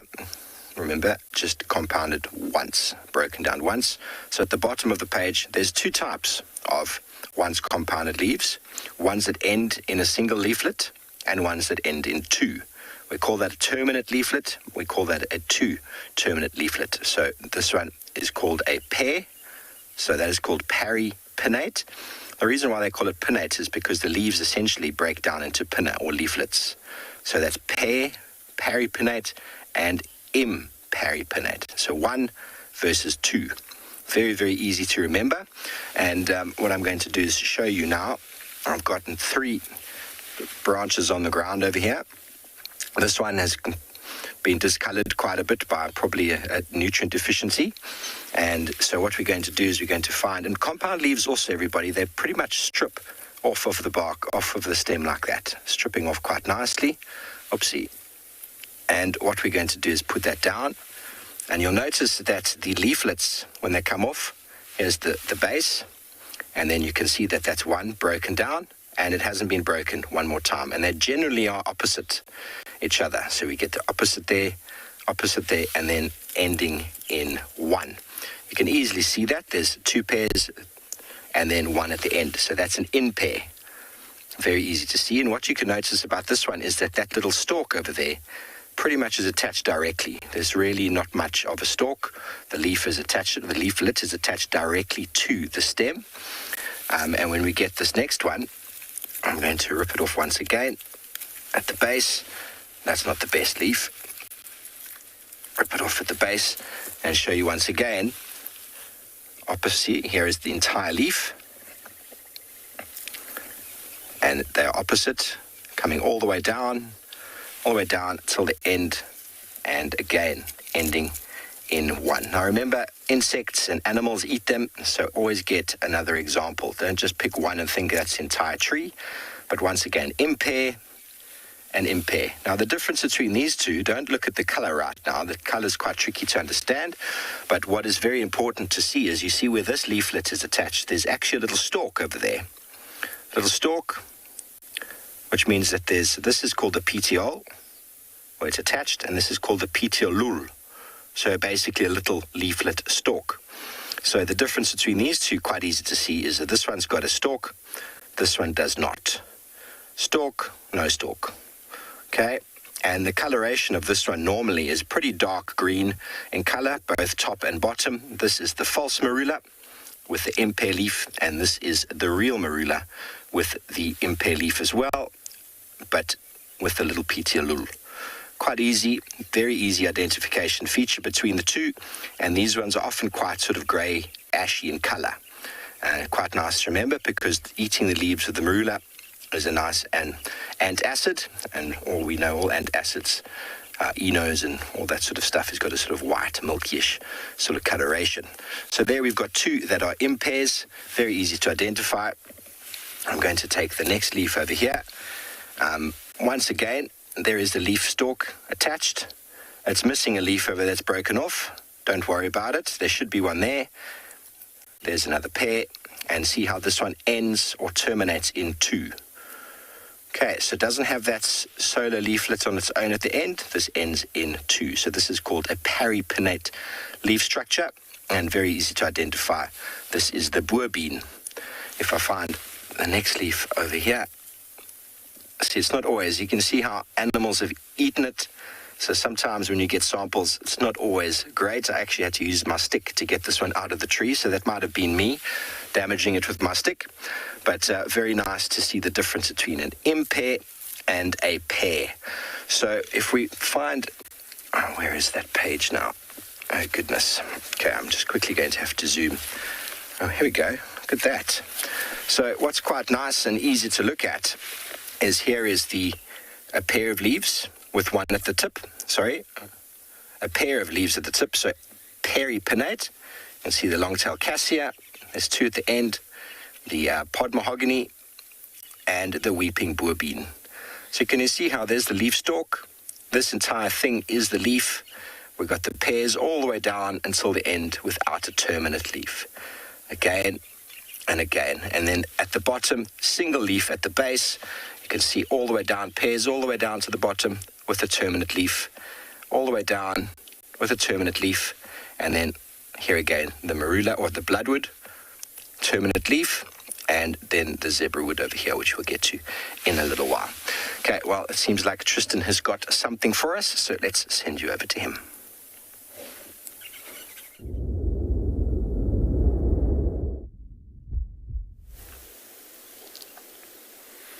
I mean, it's nothing too exciting, just a bunch of impalas standing on a termite mound, but quite tranquil and calm, which is quite pleasant after the morning that we've had of chasing dogs around. The dogs have been all over the place. Eventually we caught up with the whole pack, but they crossed into Simambili and kind of carried on heading westwards, but not before they disintegrated a scrub hare into nothing.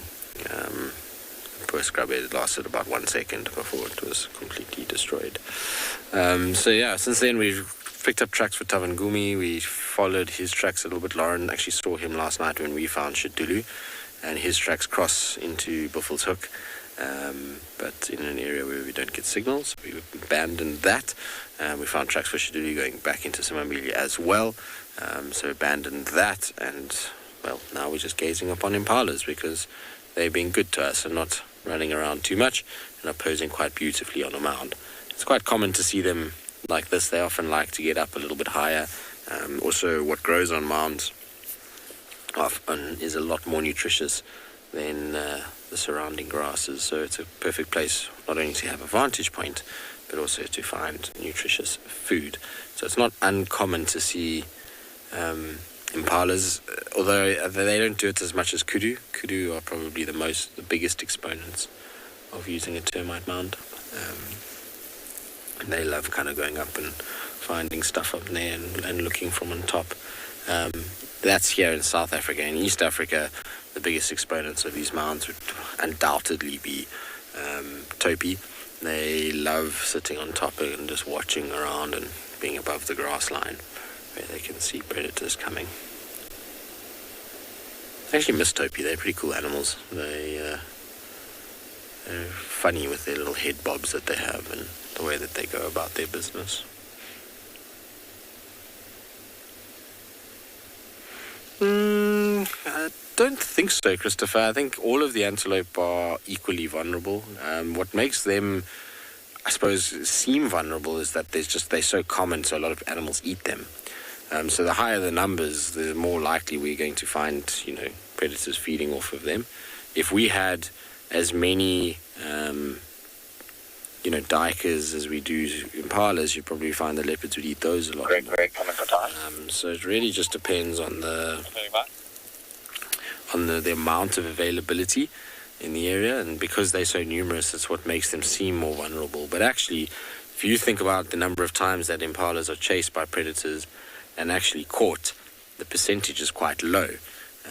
So they're not, not as vulnerable as everyone thinks they are. You can see they're alert. They're watching another herd of impala in the distance that I can see walking along. I'm sure they can see the movement, so they're just checking to make sure it's not a predator. So yeah, I don't think that they would be the most vulnerable. No. In terms of which one would be,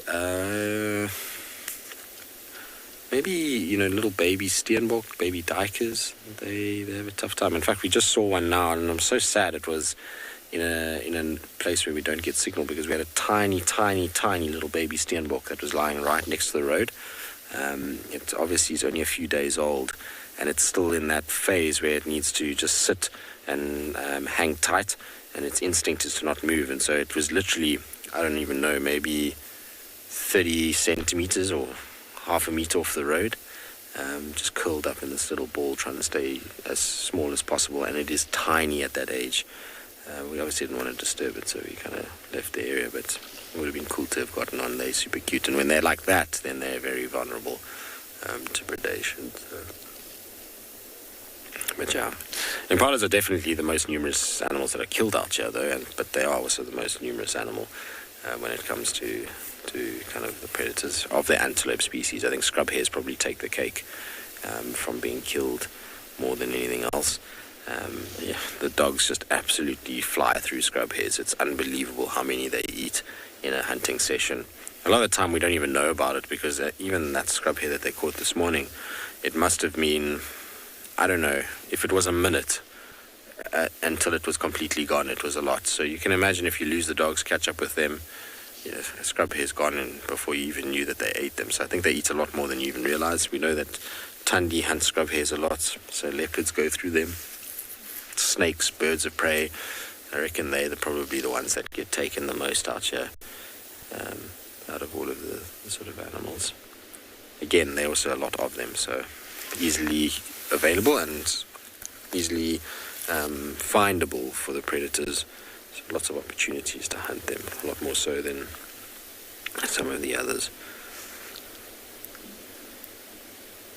Funny enough, sable actually is talking about vulnerable animals. Sable are quite vulnerable. The little ones are quite finicky little creatures. They require very certain conditions to thrive, and are quite susceptible to predation, particularly dogs and lions. They get stuck into young sable pretty quickly, and then sable also very kind of affected by temperature changes, drastic temperature changes, as well as any sort of diseases, things like that. They can have a bit of an issue. So they're probably one of the most vulnerable in terms of just natural issues that they come across. All right, I think we'll leave our impalas to themselves. We'll let them carry on with their day. Just bumbling now just to see if we find anything. I'm enjoying just being out this morning, so a little bit of birding will be nice, I think. And yeah, anything else that happens will be a bonus. Always nice when you start your day with dogs, but this morning was just so chaotic, and just where they ran was awkward. It wasn't a nice dog sighting for all of you guys at home, but for us it's okay. Oh, wise one, so beautiful and so shiny. Impalas, they are a very, very pretty little antelope. So I agree. They definitely do have a nice little shine to them, and that's because they keep themselves in good condition. They always remind me of, sort of a model in some ways, in that they, make sure that everything is perfect, and they kind of all dressed up and looking good, and then they sort of step out and shine and, look as pretty as they do. They really are very, very beautiful animals. I'm sad, though, that how many people come to the bush, and this, obviously it's interesting because we sit in sightings for long periods of time, and we watch people come in and out of sightings, and you just see their general reaction to things. And it saddens me how many people come out here and just literally look at an impala and go, nah, carry on. It's not great, to be honest. You should appreciate everything out here, and impalas particularly. They're huge landscapers of this environment and an integral part of everything out here. So not appreciating them is quite short-sighted. And at the end of the day, if I had to remove all of the impalas and there was just a few of them, people would be super excited to find them and photograph them because of how pretty they are. So I'm always a kind of fan of spending time with impalas and enjoying them. It doesn't matter if it's, just 5 minutes. Just always take a bit of a time to see and look. That often helps with being able to also find things. You hear things because you sit with impalas too. All right, onward we go. In the meantime, I believe we're sending you off, I think, to Ingala. I'm not sure. I might have got it wrong. But hopefully there'll be something exciting on the other side.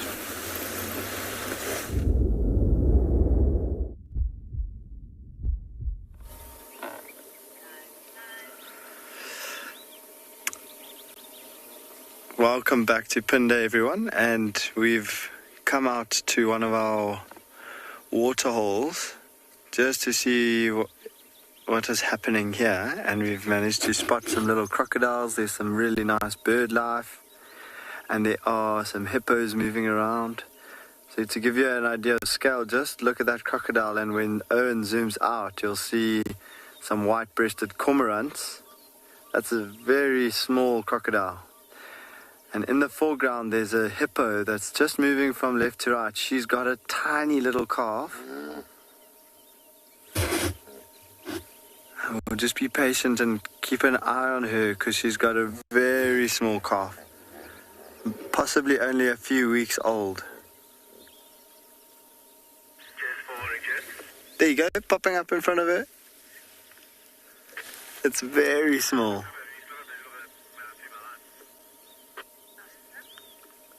Which is the reason why Mom is not with the rest of the pod. We'll get to the pod a little bit later, but for now we'll try. There, the little one's just up ahead. So Mom's moving along the edge of the water hole where it's really shallow, so that little one is able to move on its own.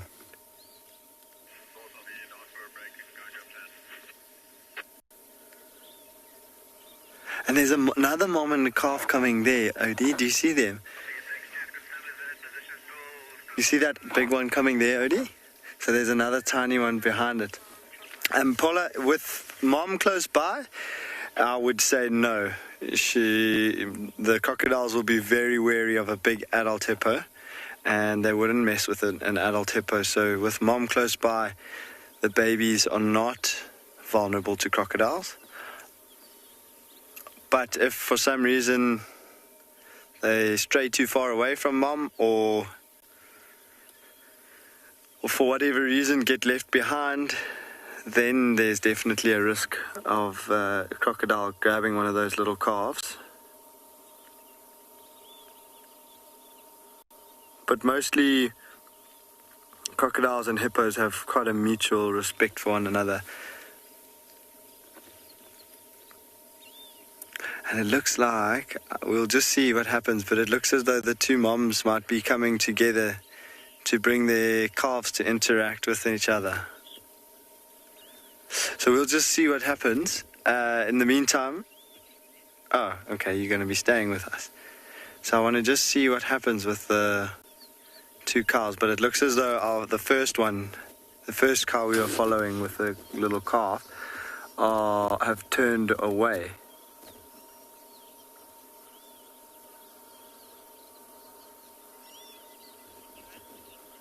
I think just giving the little calves a bit of exercise this morning. So we'll stick around and see what happens at this waterhole, and I'll send you across to Steve on his bushwalk.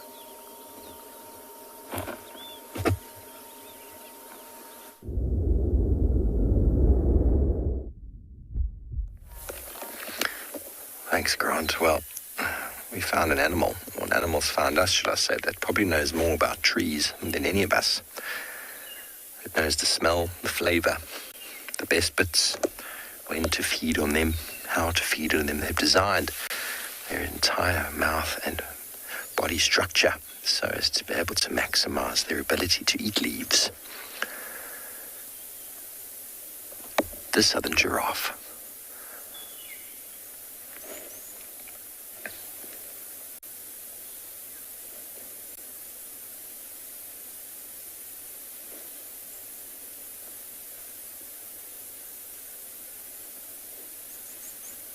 Being pestered by some oxpeckers.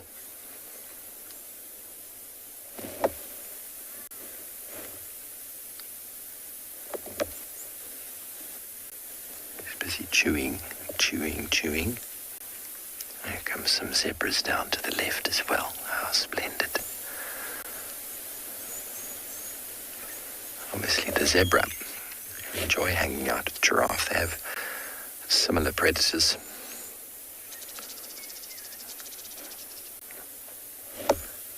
It's quite nice to see the comparison in size there between them.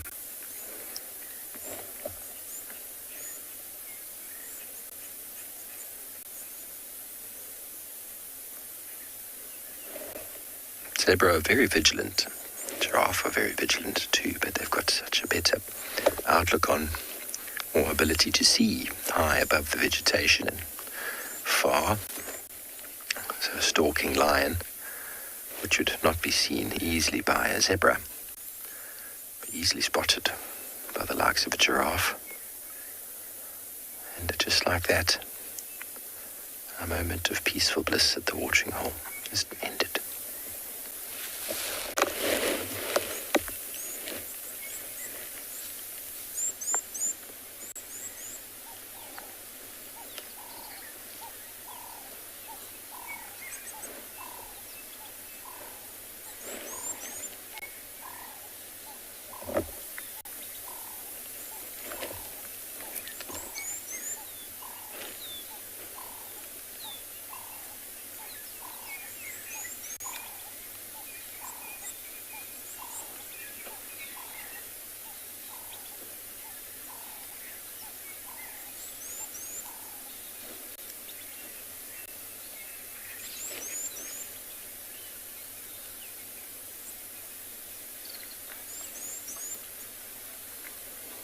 Okay, well, we're going to stay here. When we come back, we'll delve again into the botanical uses and identification of some trees.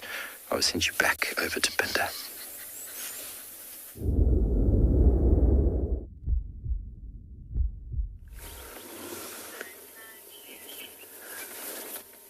Welcome back, and I don't know if you're able to see, but an egret has just flown over where we managed to eventually get some little fish onto the screen.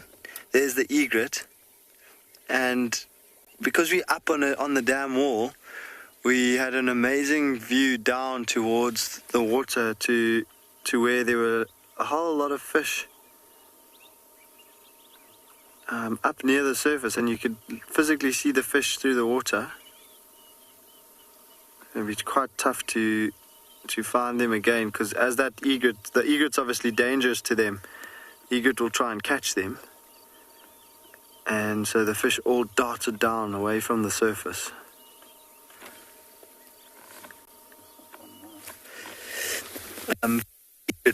Odie, if you go just to the right, yeah, go in straight there. Yeah, where there's ripples, those ripples. There you go.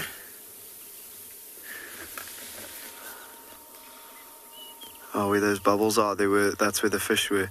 So there's some white-breasted cormorants that we saw on the bank earlier we've been watching them swimming in the water, and every now and then they'll come up with a fish in their bill and then just gulp the fish down.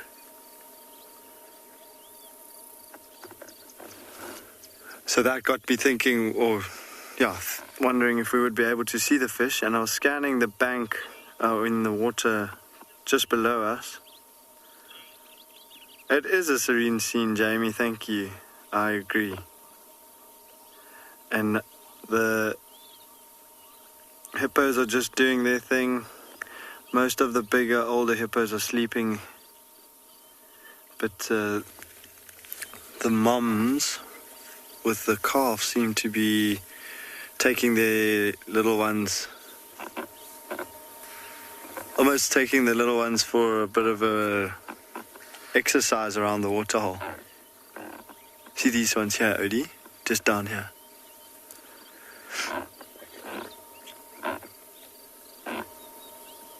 Yeah, so there's also a youngster.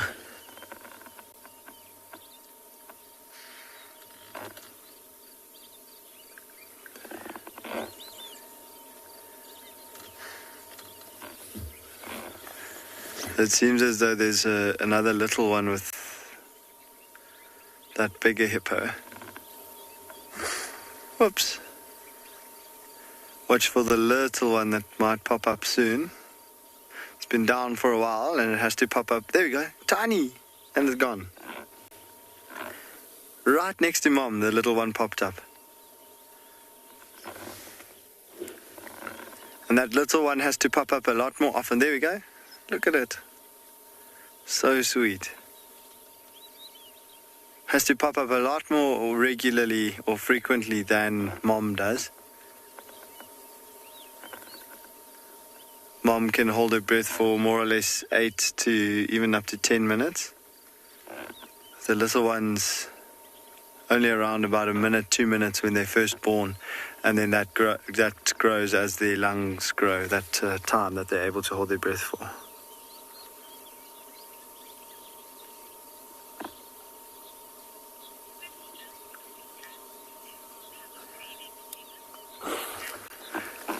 A lily pan, the hippos, much like rhinos and elephants, they do not have a particular breeding season.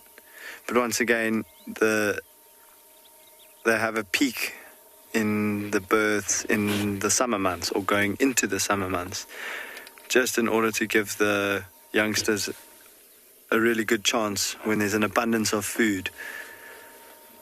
But hippos' gestation is a very long time, more than a year, and so that means that they can't really plan too well.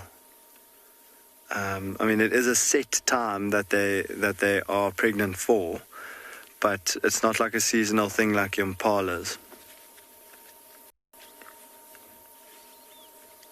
And so no, they don't have a season. Hippo calves can be born throughout the year.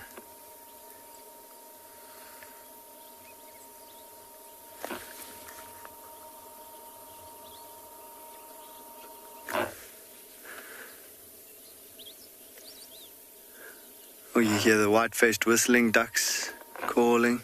We haven't been able to spot them, which means that they're probably lurking around in the shallows or in the little flooded sections. So this waterhole on Phinda actually doesn't usually have water in it. But because we've had so much rain already this year, this waterhole is actually overflowing. Has only filled up because of 2 other waterholes overflowing, and they run off into this waterhole. And it seems, oh, look at that. Well done, Odie. That's a pied kingfisher, and it is hunting. So we'll try and see if we can see a kill. And no luck. Watch him hover. Just like from up here, we spotted those little fish along the edge.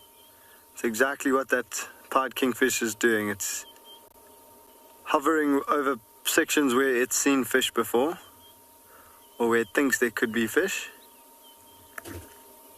And when it spots a target, it has to select a specific fish, because there's no point in plunging into a little school of fish when you don't know which one you're going to choose. I mean, they might get lucky and the kingfisher might get lucky and impale a fish with its bill, but it's not likely.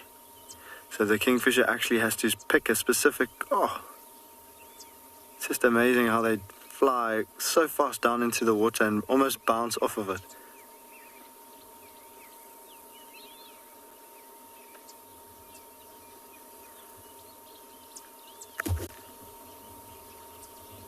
So I was just saying the kingfisher has to actually pick a specific fish and choose that as its target and then go for it. Whoopsie. Well, there's a bit of commotion going on with those hippos there. I think that's where the cow with the small calf went to, and she's getting some unwanted attention from some other hippo.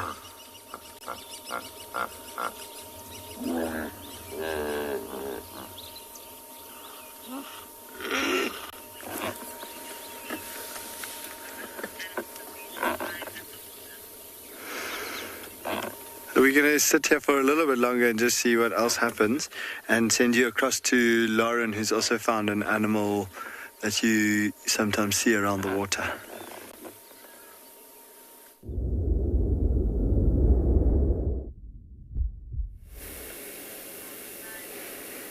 Guess the nose, everyone. One of the most iconic noses, other than an elephant.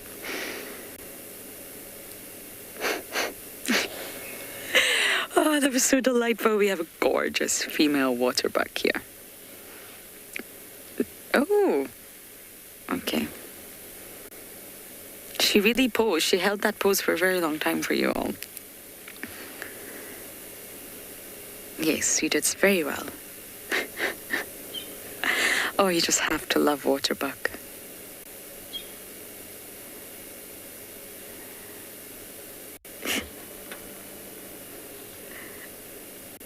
And even though she's female, it's got a really hairy sort of chin-chest area.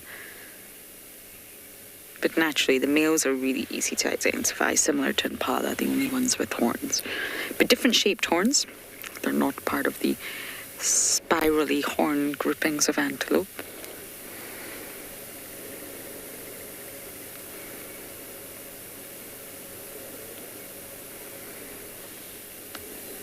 She's just beautiful, and they are grazers. So you won't find them browsing, you won't find them gleaning leaves off trees. You'll find them with their heads down, just like this, grazing on all their delicious grass. And they actually have favourites. They love guinea grass, spear grass, and finger grass. So they're selective, rather than completely unselective in their choices. And Davi's given a beautiful view of that bum circle. It really is so iconic. And then when you go to the Masai Mara and you see the Tufasa waterbuck and they don't have the bum circle, it's shocking.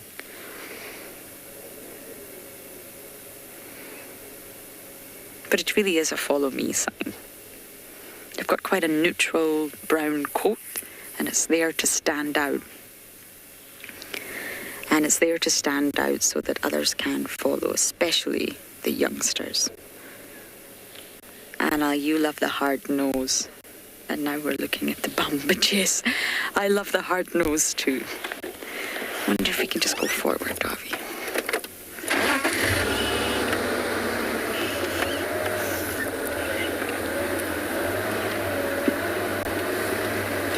There we go. We can see the bum and the nose now.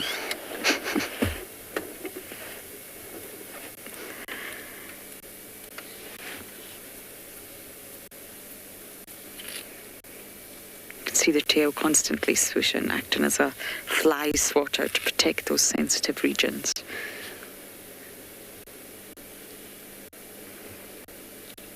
And although the name gives it away, the water buck, the buck of the water, they really won't be found far away from a water body. So that means in winter, as we sort of are regularly talking about winter, because water is not so readily available, you will find them more concentrated around those bigger dams that do hold water. They're extremely water dependent. And considering that animals' bodies are mostly made of water, just like humans, it's no surprise that African mammals who go through so extremes have to have tactics to stay available. To stay hydrated, and the waterbuck will rarely roam far from readily available water.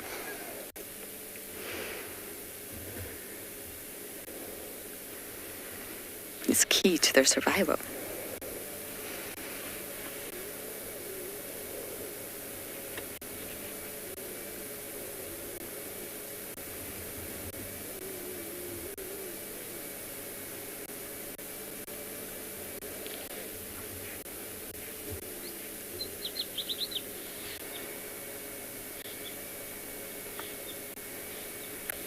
It's been a frustrating morning. We feel like we've been running behind all of the predators this morning. Tracks, alarm calls, but just can't get to the bottom of anything. But I think I was lucky enough yesterday. It was an extremely lucky day. Can't have it all.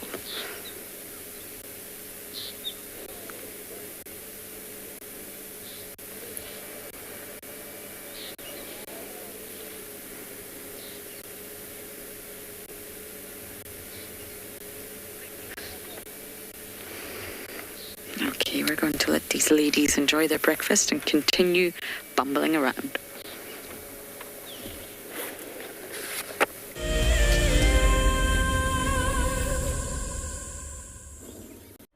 Do you dream of traveling to a far-flung wilderness location where life continues as normal? A place where you can escape to nature and breathe. If you become a Wild Earth explorer, then this could soon become a reality. Subscribe today and stand a chance to win regular travel prizes. Wild Earth Explorers, it's in your nature. For many years, Wild Earth has taken viewers from around the world to the Mara Triangle, a place of majestic beauty and abundant wildlife. But it wasn't always like this. Before 2001, it was infested with poachers. Illegal harvesting and hunting was rife. Now the situation couldn't be more different. The hard work and dedication of the Mara Conservancy has revolutionized this magical land. But now, the loss of revenue from tourism has created a grave crisis. The Mara Conservancy needs help if they are to continue protecting the reserve and supporting the local communities whose livelihood depend on its survival.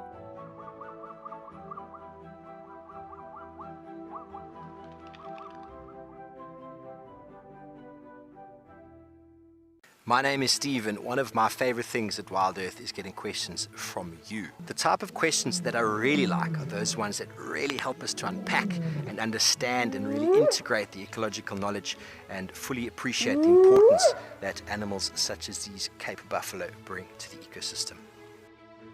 If you want to ask a question on Wild Earth, you're going to have to register on the website. But once registered, just head on over to the live safari page and enter your question under the live feed. Something very, very interesting. I didn't plan this, but this is a scene rarely seen. This is what we call a journey of giraffe. So beautiful.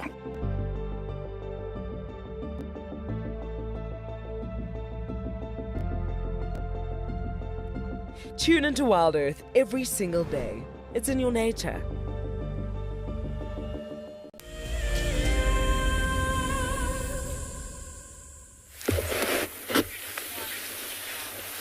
Welcome back, everybody.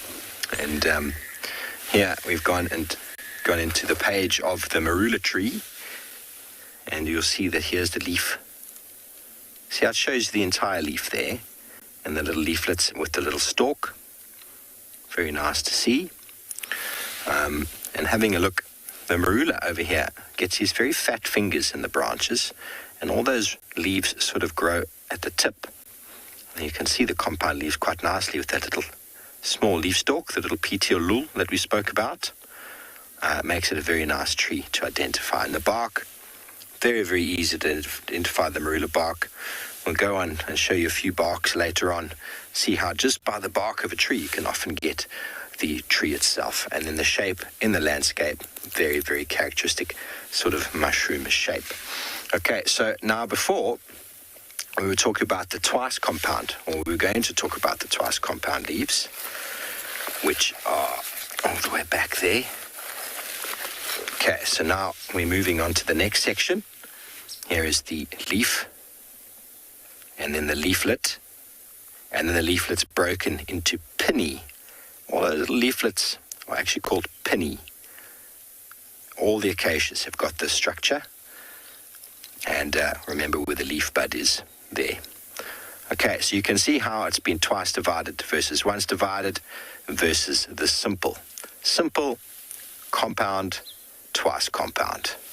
Okay, so now we move on to a very nice tree over here. And these are two trees that are actually often confused, but by looking at them like this, there's quite a few differences. First of all, these ones are growing on, well, you can see that there's very sharp spines, very, very sharp, and the leaves are often growing off of those spines. You can see that over there.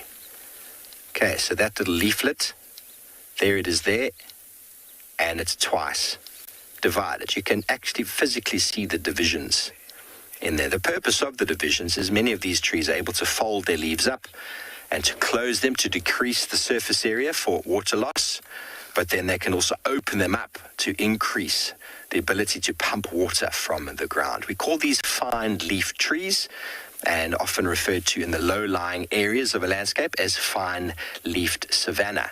Most of the acacias we find are generally down in the low-lying areas. But this one, growing off of the spines, off of those stems, very easy to see there. You can see another example. Okay, so stem, modified. It's not a thorn. Okay. Now this one over here, which looks quite similar, I can quite easily handle it because there's no thorns, there's no spines. Once again, we look for the leaf bud, which is just over there. Can you see it? Quite clearly, which means that this entire piece here is the leaf. We'll pull that off. Here is the leaf, divided once, and then divided again. Okay, and this is the weeping wattle, African weeping wattle. Very soft, nice tree. This is also known as poor man's toilet paper. If you're out in the bush and you're needing to go, this can work quite well, but it is quite fine leaves. But you also see how you can actually count those leaflets if you wanted to, and in many of our acacia species, actually sometimes that's the characteristic feature, is 15 versus 12 pairs. I've never actually physically gone that deep into it. I often just look at the thorns, the bark, the habitat, and be like, okay, this is what it is. But the African weeping wattle, often found low down in the landscape, as is the sickle bush, as is most of the acacias we find. These leaves, huge actually, the surface area versus a simple leaf is much more increased with the ability to pump water from the ground, but that ability to fold those little leaflets over means that they can prevent wind blowing water off the plant and losing moisture unnecessarily. Okay, so that is very nice. Two examples of the spines, no spines. So something that you'd always obviously remember when you're identifying a tree. Does it have them or doesn't it have them? Because that will be something quite easy to identify. So we're nearly ready to move over to the acacia trees, but it's going to take a few minutes to delve into them. So before we jump over to the acacias, there's just two more different types of compound leaves that we're not going to touch on today, but we're just going to show you the differences. Something known as a three-leaflet or a trifoliate. You can see how it's basically broken up into three. That's a very characteristic feature for many of the trees. And then palmately compound. So it looks like a hand, and this is what we find in the star chestnut as well as the baobab. So our rhuses or cercias, the karee trees, all have this trifoliate leaf, and baobabs have that. So by finding them, you can quite easily find a tree very, very easily. So when you come back, we're going to touch on some acacias, and we're going to send you back over to Grant.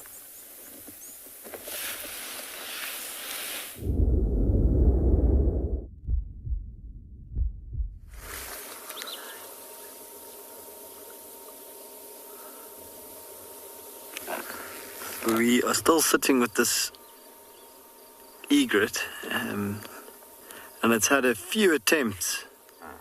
We've seen it when it seems to have spotted something and be trying to go for it. It gets its body pretty flat It gets its neck and head very flat to the water and moves in the direction of its target and then lunges forward. But it has missed the last 3 times that it's tried. Look at how it slowly picks its leg up out of the water and then moves it forward.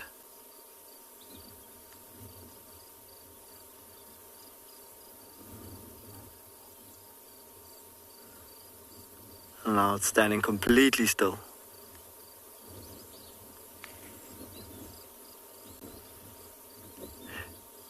So the more stable it can keep its head, the better chance it has of detecting any kind of slight movement around it.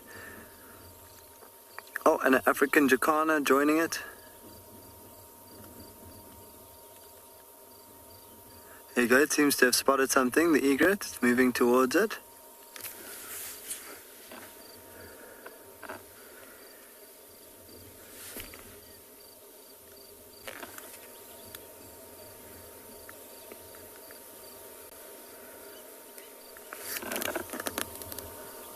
And it's lost interest again.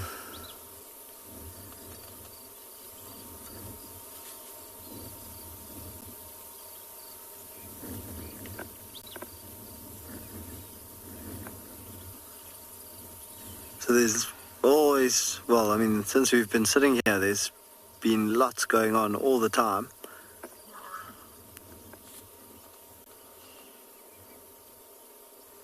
The hippos are doing their barging.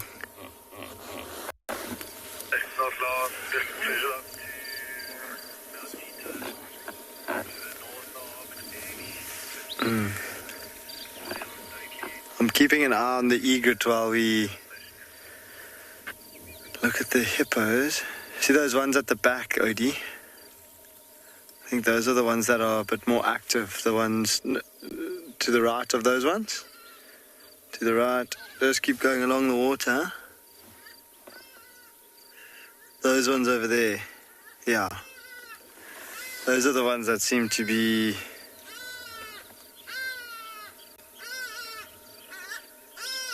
interacting a little bit more. Those are the ones that we're hearing making noises and moving around in the water.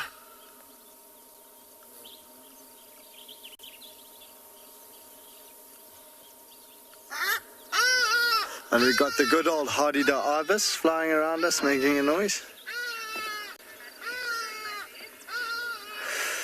Elizabeth, these very, very young hippos, the very small ones that we've seen this morning, they won't go far from the water, so Mom will come out and usually feed on the grass in the nearby vicinity, and the little calf will follow her. But if she needs to travel a lot further for grazing, then she will usually only leave the calf if there is some form of protection being left behind with it. So usually some older calves stay behind, and the little ones, you'd sometimes come across them at night out of the waterhole, but they are supposed to stay at the waterhole. So when the big hippos leave, those little ones know to stay behind. But of course, leaving them behind puts them at a bit of a risk. And so they will only do it if there are a number of them around. Otherwise, yes, that little one will have to follow Mom. And it will have to stay very close to Mom. And she won't go too far from the water.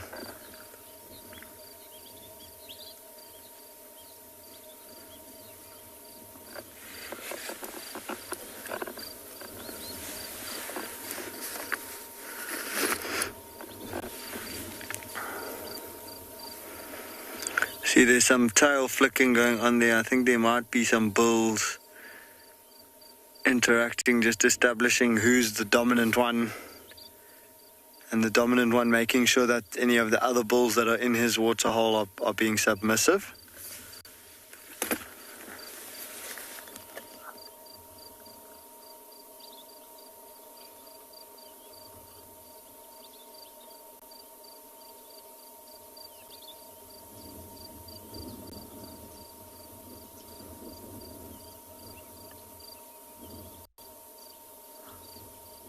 It almost looks as though that one that's mostly out of the water is actually on top of another one.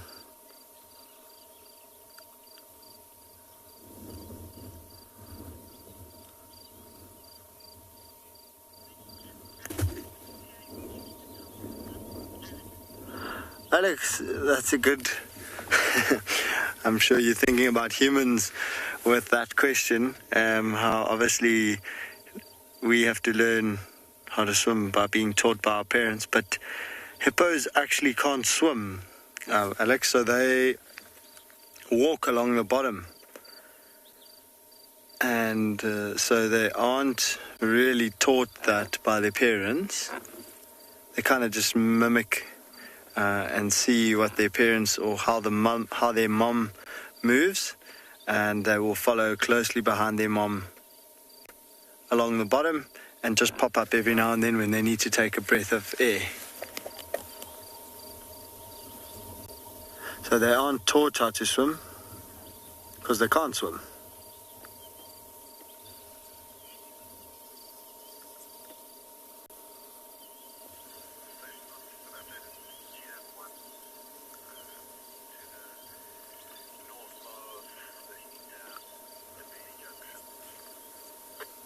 And that big one that was sticking out seems to have gone down now.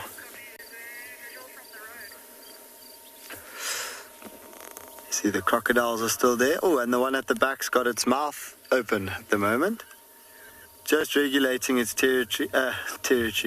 regulating its temperature.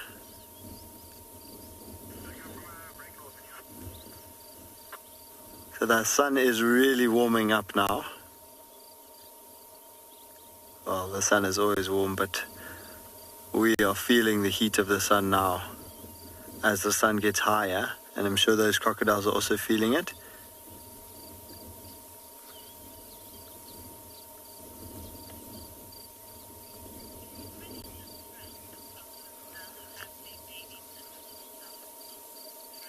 Frank, thank you for the question. So Frank's asking, do crocodiles have their babies in the water as well? And the answer is no. They will actually... Crocodiles lay eggs.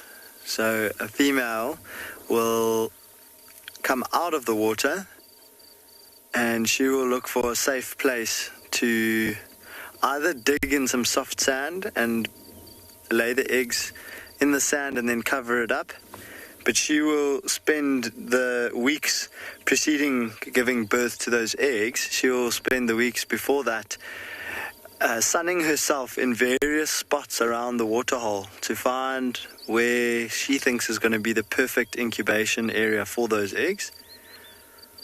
And then she will dig a hole, either in the sand, and dig a hole and then lay the eggs and bury them again. And then stick close by to defend those eggs from anything that might try and go for the eggs. Or if she doesn't manage to find a nice soft sandy spot to bury the eggs, they have been known to go slightly away from the water. Because remember, if they're laying their eggs just before the rainy season, there is a chance that that nest could flood. And if it flooded, water would definitely cause those eggs to rot and they would not survive. So the eggs need to stay dry but moist and at the right temperature. It's quite a fine balance, and I think a lot of crocodiles and other animals get it wrong every now and then, especially the first time or the first few times that they have a clutch of eggs. And so they learn from their mistakes. And but yeah, if the crocodile doesn't lay its eggs in the sand, then they go out of the water above where the water could flood, and then they will build a nest out of dead plant matter, so leaves and grass and branches lying on the ground. They will use their feet to pull that together into a little pile and lay the eggs in there and then cover those eggs up. But once again, if it's away from the water, it's even more at risk of being discovered by something like a honey badger, for example, or a monitor lizard. Those will eat crocodile eggs. But we're going to send you across to, I think it was Steve with a tiny little animal, or Tristan.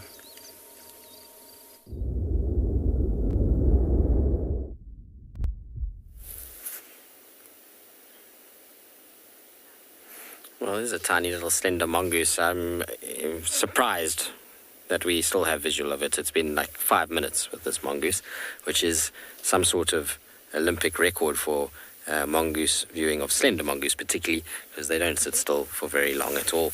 You can see, there we go, it's now disappeared. It was eating something on the road. I have no idea what it was. It was like a whitish thing. I couldn't see what it was eating, but it was long. It had like a long kind of piece in its mouth. But it wasn't a snake. I have no idea what it was chomping down on. We'll have a little look now where I had it kind of feeding and just see if we can find any sign of anything. It was somewhere here close.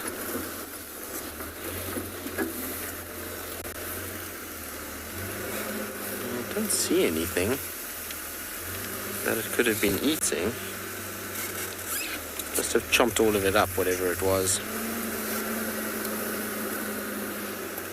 I can obviously see where it was standing and eating, but don't see any sign of what it was eating.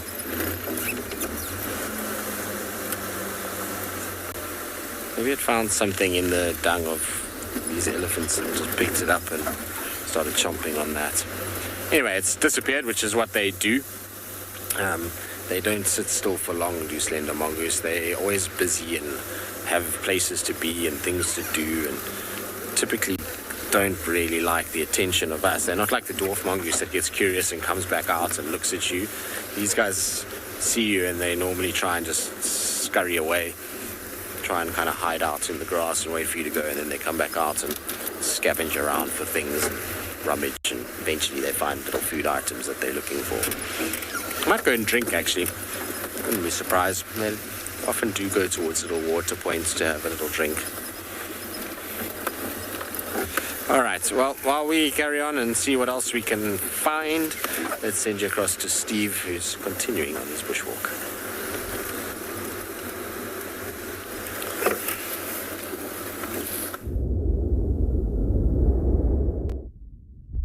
Thanks, Tristan. Good luck this morning. Hopefully you have an amazing day further. And well, everybody, just another little update on some trees.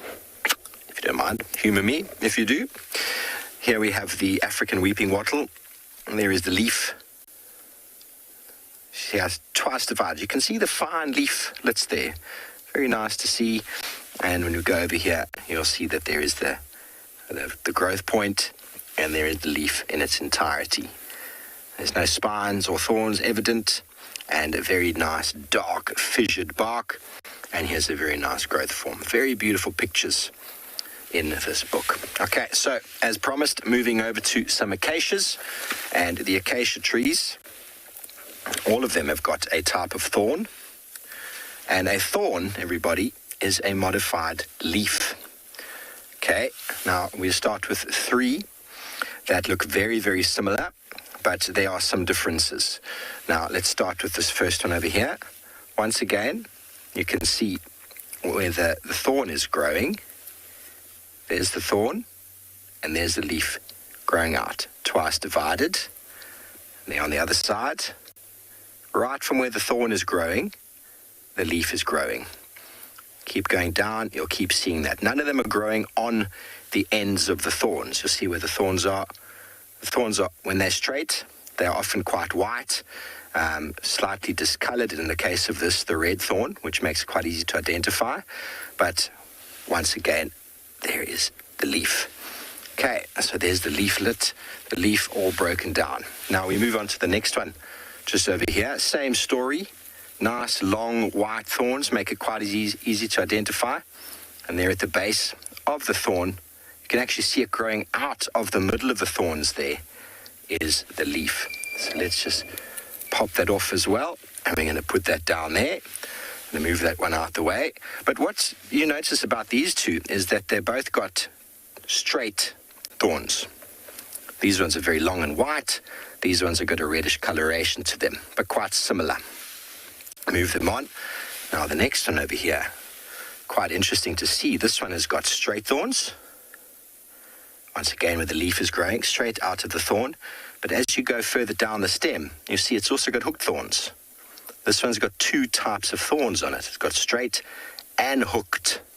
Okay, so this is the umbrella thorn. The umbrella thorn has got two types of thorns, and in the species name, it's called heterocarpa, which means more than one thorn. Carpa is from acacia to bear thorns. So hetero meaning more than one. Straight and hooked. And here is the little leaf once again. But you can see now, everybody, that if you just came to me with these three leaves, we'd have a very hard time identifying them, wouldn't we? Because we don't actually know where it comes from. We don't know what the leaf structure was. We don't know what the color thorns, if it had thorns, and what the bark was. So very important to take in more into consideration. This middle one over here is the flaky bark thorn, and when you have a look at the bark, it's very, very easy to identify. It's got this sort of orangey red bark that peels off, gives it a little bit of an orange color. The red thorn often grows close to the water, and it's got a very sharp red thorn to them. And then the umbrella thorn, the shape and structure of that tree forms a very nice umbrella shape. But the two different types of thorns make it very easy to identify, because obviously when this tree is small, it's not going to have the umbrella shape, but it definitely does have the two types of thorns. Okay, a very good adaptation to defending itself against being eaten. Okay, now all of these are twice compound leaves. And they are vicious. They are designed to be vicious. They're designed to slow an animal feeding. Okay, so all of the acacias twice divided, twice divided, twice divided. Now we get an acacia that many people sometimes forget is twice divided. But once again, you'll notice that they are the thorns. These are two hooked thorns pointing backwards, and look where the leaf is growing, right there at the growth point.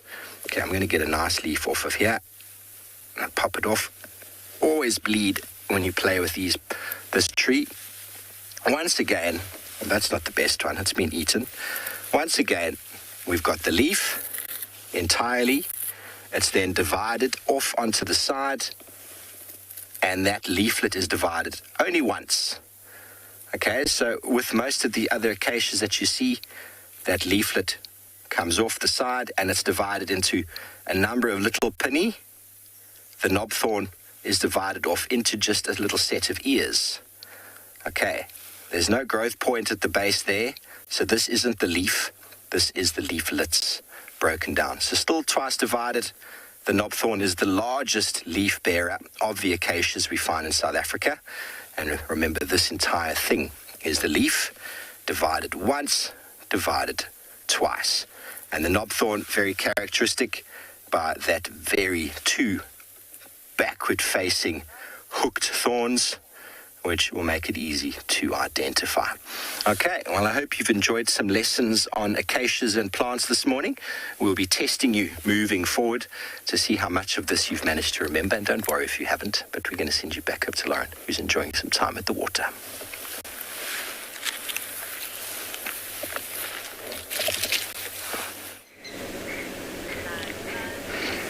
We have a very small, young water monitor lizard who looks like it's considering jumping off, but also thinking, maybe not. It's tiny. It's really, really small. There's two adults. One's sauntered off. But I wonder if we can just see the other one, Davi, to give a sort of size comparison. There you go. And that's an adult. Sweet, I think this is the smallest water monitor lizard that I've ever seen.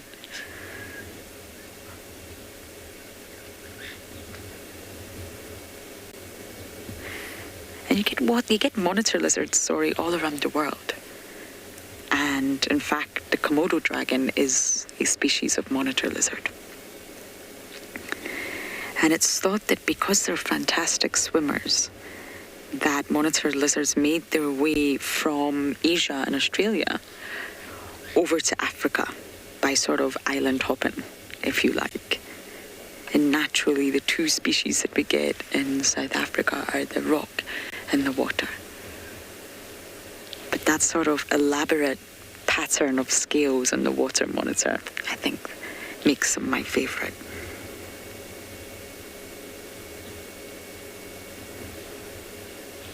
Maybe it's not considering jumping off, maybe it's just a really good position to sunbathe.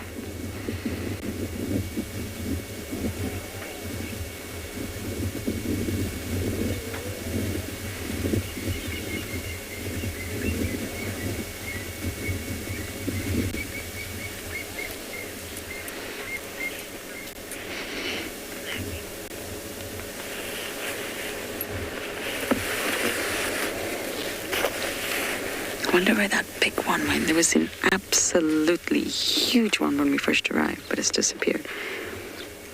Snazzy, you're asking how many eggs does a water monitor lizard lay? I'm sure it's around 50, but I'm just going to check for you.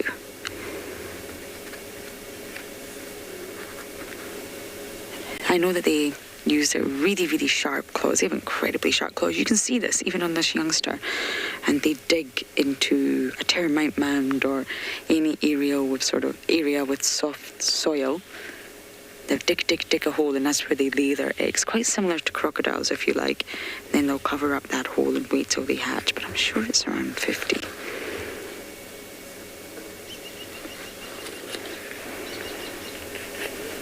And naturally, the morning's only just heating up. That's why they're all lying on this famous tree. Slowly but surely, we're getting to see more and more of this tree now that the water levels are dropping.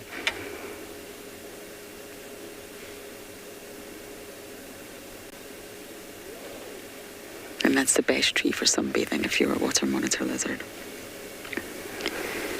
Yes, it's around anywhere between 40 to 60. So there you go. The average would be 50 eggs, which is quite a lot. Not all will survive, though.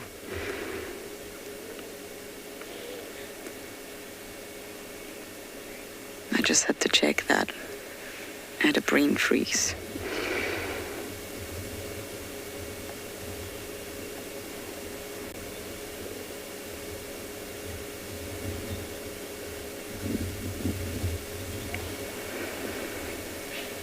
It's really peaceful by the dam here, the Gowrie Dam. We searched the reserve high and low today without any luck, but it's very peaceful at the dam.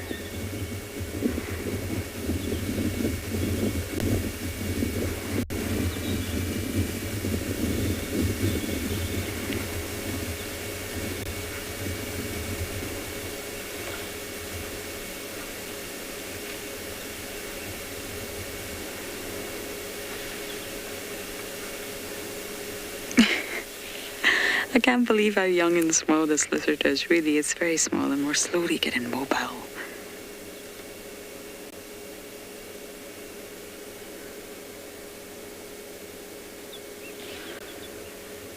Oh, what are we doing? We're not sure where we want to go.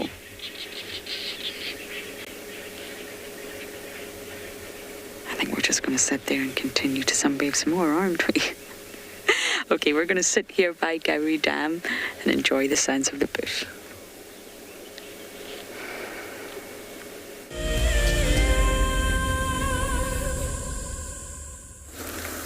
Every creature in nature has been blessed with a mother. There we go, there we go, there we go. First on 4 legs. Oh my goodness.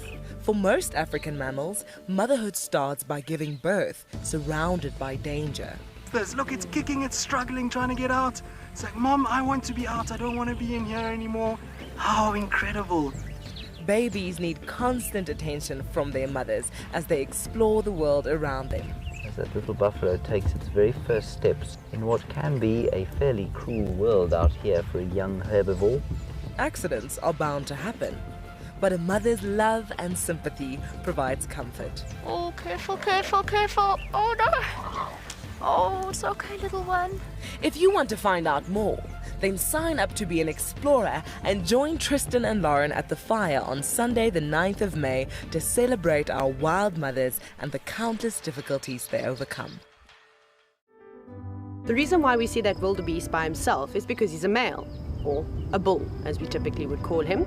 And what he does is that he marks and defends an area. Essentially, he is looking for the ultimate piece of land or prime property. Needs to have good grazing, needs to have a water source close by. And not too far away from here, there's a sickle bush thicket that would provide just enough shelter from the wind and the rain.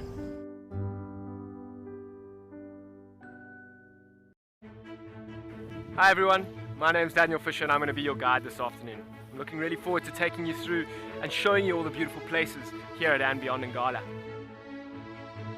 If you have any questions, please register on our website. Once registered, go to the live page feed and post your questions underneath the live feed. Join me on my next safari through and beyond Ngala on Wild Earth. Send me live questions through the Wild Earth website and I'll answer them live from the African bush. This is a battle of two great carnivores of the African wilderness. Whew. Whoa! You don't want to be under those jaws. Definitely, this round goes to the lion. Look at that. Fantastic.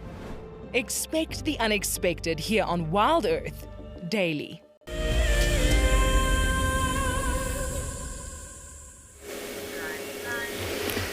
We're just admiring the views at the dam. See if we can see anything else other than our little tiny monitor lizard.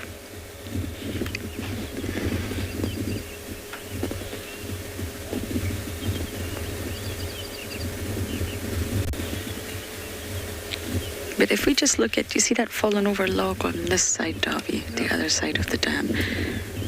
For those of you that do sort of follow the dam cam and follow our movements, you can see just by looking at this area, not the log itself, the water levels are dropping. And it's quite remarkable because this dam is, well, it's the fullest it's been in a long time, bursting at the seams, quite literally. But you can really see every day by day now that we're going into winter and there's no influx of fresh water, there's no rain, that the water levels are dropping. And I'm just very intrigued to see in the sort of heart of winter, in the deepest part of winter, what the water levels will be like. I don't think this dam is going to completely empty, but as each day goes by, it's going to get less and less in terms of water volume.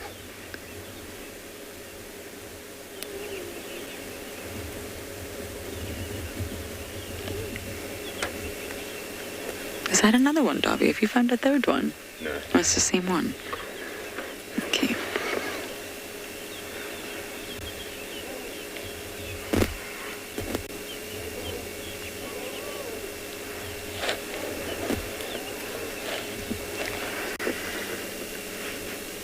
I think the little one is the cutest. I think we should look at the little one.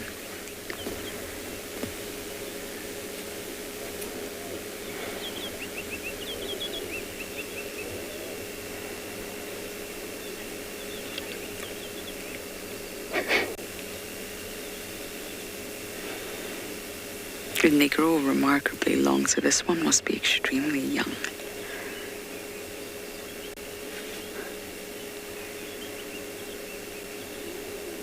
Growth rates in reptiles just sort of are all different across the board. But at this size, the size of this little hatchling, it's probably just marginally longer than the size of my hand, could become prey for many species out here, from aerial predators to larger reptiles, snakes, even possibly big bullfrogs. It's very small. Carnivorous mammals. So it'll benefit these lizards to get bigger, quicker.